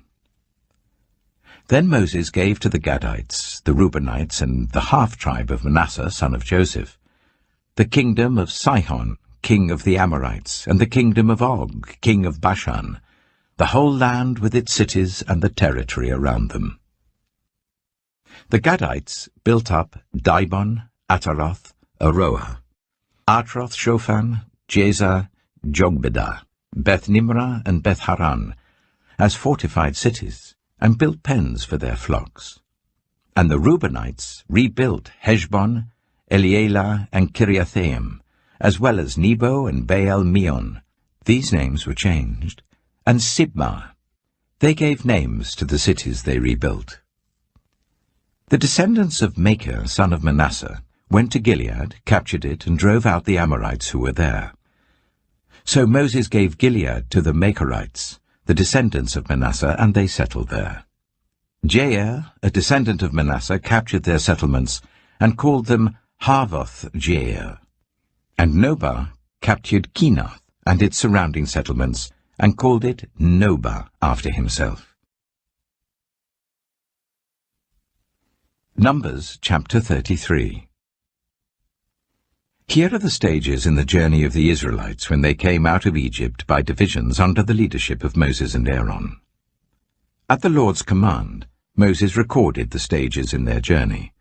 This is their journey by stages. The Israelites set out from Ramesses on the 15th day of the first month, the day after the Passover. They marched out defiantly in full view of all the Egyptians, who were burying all their firstborn whom the Lord had struck down among them, for the Lord had brought judgment on their gods. The Israelites left Ramesses and camped at Succoth. They left Succoth and camped at Etham, on the edge of the desert. They left Etham and turned back to Pi-hahiroth, to the east of Baal-zephon, and camped near Migdol. They left Pi-hahiroth and passed through the sea into the desert, and when they had travelled for 3 days in the desert of Etham, they camped at Marah. They left Marah and went to Elim, where there were 12 springs and 70 palm trees, and they camped there. They left Elim and camped by the Red Sea. They left the Red Sea and camped in the desert of Sin. They left the desert of Sin and camped at Dophkah. They left Dophkah and camped at Ailush.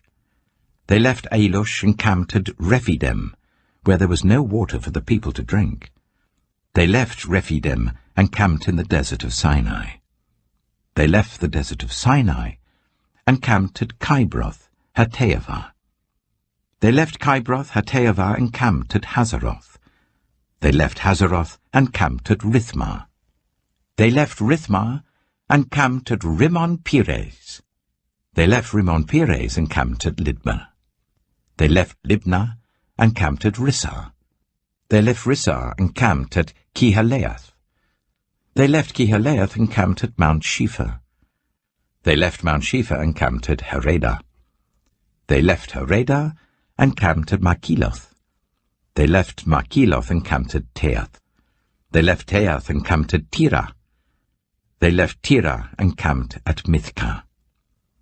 They left Mithkah and camped at Hashmonah. They left Hashmonah and camped at Moseroth. They left Moseroth and camped at Bene-Jaakan. They left Bene-Jaakan and camped at Hor-Haggidgad. They left Hor-Haggidgad and camped at Jothbathah. They left Jothbathah and camped at Abronah. They left Abronah and camped at Ezion-Geber. They left Ezion-Geber and camped at Kadesh in the desert of Zin. They left Kadesh and camped at Mount Hor, on the border of Edom. At the Lord's command, Aaron the priest went up Mount Hor, where he died on the first day of the 5th month of the 40th year, after the Israelites came out of Egypt. Aaron was 123 years old when he died on Mount Hor. The Canaanite king of Arad, who lived in Negev of Canaan, heard that the Israelites were coming. They left Mount Hor and camped at Zalmonah. They left Zalmonah and camped at Punon. They left Punon and camped at Oboth. They left Oboth and camped at Layabarim on the border of Moab. They left Layabarim and camped at Dibon-Gad. They left Dibon-Gad and camped at Almon-Diblathaim. They left Almon-Diblathaim and camped in the mountains of Abarim near Nebo. They left the mountains of Abarim and camped on the plains of Moab by the Jordan opposite Jericho. There, on the plains of Moab, they camped along the Jordan from Beth-Jeshimoth to Abel-Shittim. On the plains of Moab by the Jordan opposite Jericho, the Lord said to Moses, "Speak to the Israelites and say to them, when you cross the Jordan into Canaan, drive out all the inhabitants of the land before you. Destroy all their carved images and their cast idols, and demolish all their high places. Take possession of the land, and settle in it, for I have given you the land to possess. Distribute the land by lot according to your clans. To a larger group give a larger inheritance, and to a smaller group a smaller one. Whatever falls to them by lot will be theirs. Distribute it according to your ancestral tribes. But if you do not drive out the inhabitants of the land, those you allow to remain will become barbs in your eyes and thorns in your sides. They will give you trouble in the land where you live, and then I will do to you what I plan to do to them." Numbers chapter 34. The Lord said to Moses, "Command the Israelites and say to them, when you enter Canaan, the land that will be allotted to you as an inheritance is to have these boundaries. Your southern side will include some of the desert of Zin along the border of Edom. Your southern boundary will start in the east from the southern end of the Dead Sea, cross south of Scorpion Pass, continue on to Zin, and go south of Kadesh Barnea. Then it will go to Hazar Adar, and over to Asmon, where it will turn, join the Wadi of Egypt, and end at the Mediterranean Sea. Your western boundary will be the coast of the Mediterranean Sea. This will be your boundary on the west. For your northern boundary, run a line from the Mediterranean Sea to Mount Hor, and from Mount Hor to Lebo Hamath. Then the boundary will go to Zidad, continue to Ziphron, and end at Hazar Enan. This will be your boundary on the north. For your eastern boundary, run a line from Hazar Enan to Shepham. The boundary will go from Shepham to Riblah on the east side of Ain, and continue along the slopes east of the Sea of Galilee. Then the boundary will go down along the Jordan and end at the Dead Sea. This will be your land, with its boundaries on every side. Moses commanded the Israelites, "Assign this land by lot as an inheritance. The Lord has ordered that it be given to the 9½ tribes, because the families of the tribe of Reuben, the tribe of Gad, and the half-tribe of Manasseh have received their inheritance. These 2½ tribes have received their inheritance east of the Jordan opposite Jericho towards the sunrise." The Lord said to Moses, "These are the names of the men who are to assign the land for you as an inheritance: Eleazar the priest and Joshua, son of Nun. And appoint one leader from each tribe to help assign the land. These are their names: Caleb, son of Jephunneh, from the tribe of Judah; Shemuel, son of Ammihud, from the tribe of Simeon; Elidad, son of Kislon, from the tribe of Benjamin; Bakai, son of Joglai, the leader, from the tribe of Dan; Haniel, son of Ephod, the leader, from the tribe of Manasseh, son of Joseph; Kemuel, son of Shiftan, the leader, from the tribe of Ephraim, son of Joseph; Elizaphan, son of Parnak, the leader, from the tribe of Zebulun; Paltiel, son of Azan, the leader, from the tribe of Issachar; Ahihud, son of Shelomai, the leader, from the tribe of Asher; Pedahel, son of Ammihud, the leader, from the tribe of Naphtali. These are the men the Lord commanded to assign the inheritance to the Israelites in the land of Canaan. Numbers chapter 35. On the plains of Moab by the Jordan opposite Jericho, the Lord said to Moses, "Command the Israelites to give the Levites towns to live in from the inheritance the Israelites will possess, and give them pasture lands around the towns. Then they will have towns to live in and pasture lands for the cattle they own and all their other animals. The pasture lands around the towns that you give the Levites will extend 1,000 cubits from the town wall. Outside the town, measure 2,000 cubits on the east side, 2,000 on the south side, 2,000 on the west, and 2,000 on the north, with the town in the center. They will have this area as pasture land for the towns. 6 of the towns you give the Levites will be cities of refuge, to which a person who has killed someone may flee. In addition, give them 42 other towns. In all, you must give the Levites 48 towns, together with their pasture lands. The towns you give the Levites from the land the Israelites possess are to be given in proportion to the inheritance of each tribe. Take many towns from a tribe that has many, but few from one that has few." Then the Lord said to Moses, "Speak to the Israelites, and say to them, when you cross the Jordan into Canaan, select some towns to be your cities of refuge, to which a person who has killed someone accidentally may flee. They will be places of refuge from the avenger, so that anyone accused of murder may not die before they stand trial before the assembly. These 6 towns you give will be your cities of refuge. Give 3 on this side of the Jordan, and 3 in Canaan as cities of refuge. These 6 towns will be a place of refuge for Israelites and for foreigners residing among them, so that anyone who has killed another accidentally can flee there. If anyone strikes someone a fatal blow with an iron object, that person is a murderer. The murderer is to be put to death. Or if anyone is holding a stone and strikes someone a fatal blow with it, that person is a murderer.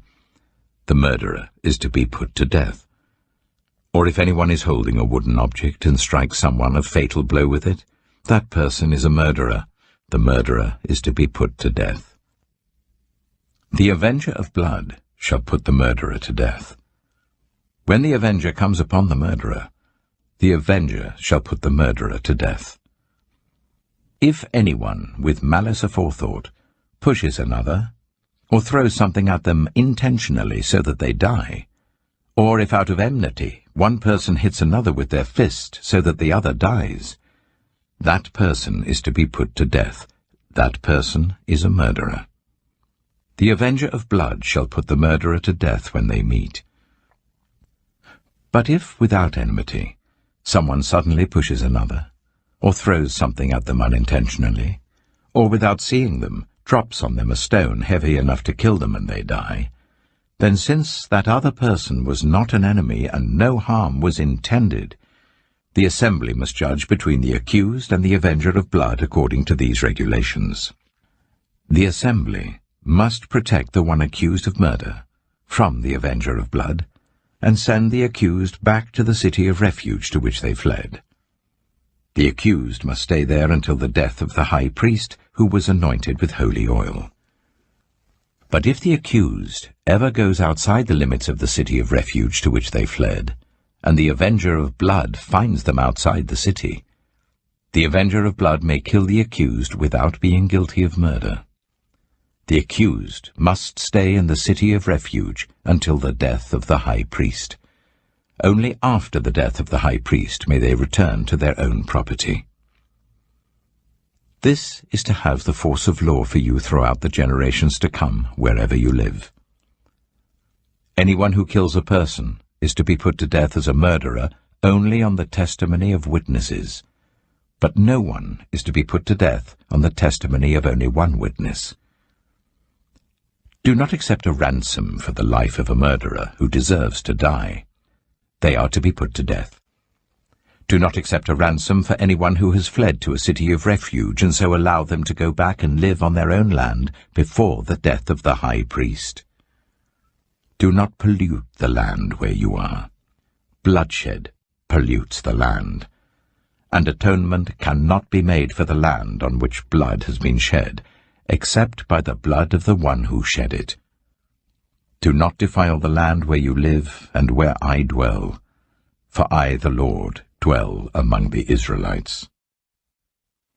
Numbers chapter 36. The family heads of the clan of Gilead, son of Machir, the son of Manasseh, who were from the clans of the descendants of Joseph, came and spoke before Moses and the leaders, the heads of the Israelite families.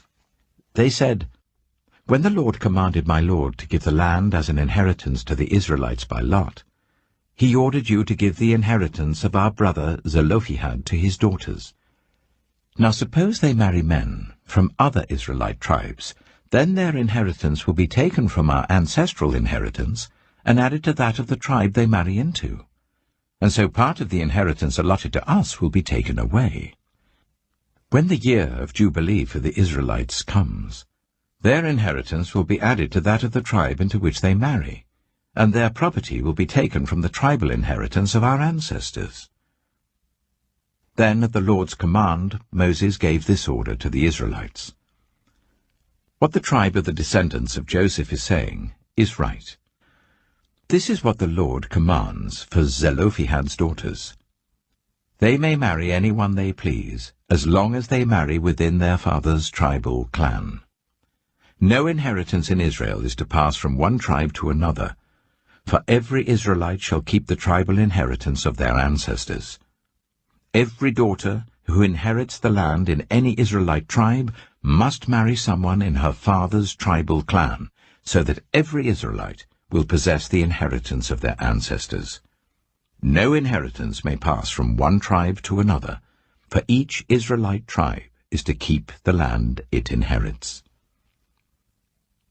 So Zelophehad's daughters did as the Lord commanded Moses. Zelophehad's daughters, Mahlah, Tirzah, Hoglah, Milcah, and Noah, married their cousins on their father's side. They married within the clans of the descendants of Manasseh son of Joseph, and their inheritance remained in their father's tribe and clan. These are the commands and regulations the Lord gave through Moses to the Israelites on the plains of Moab, by the Jordan, opposite Jericho.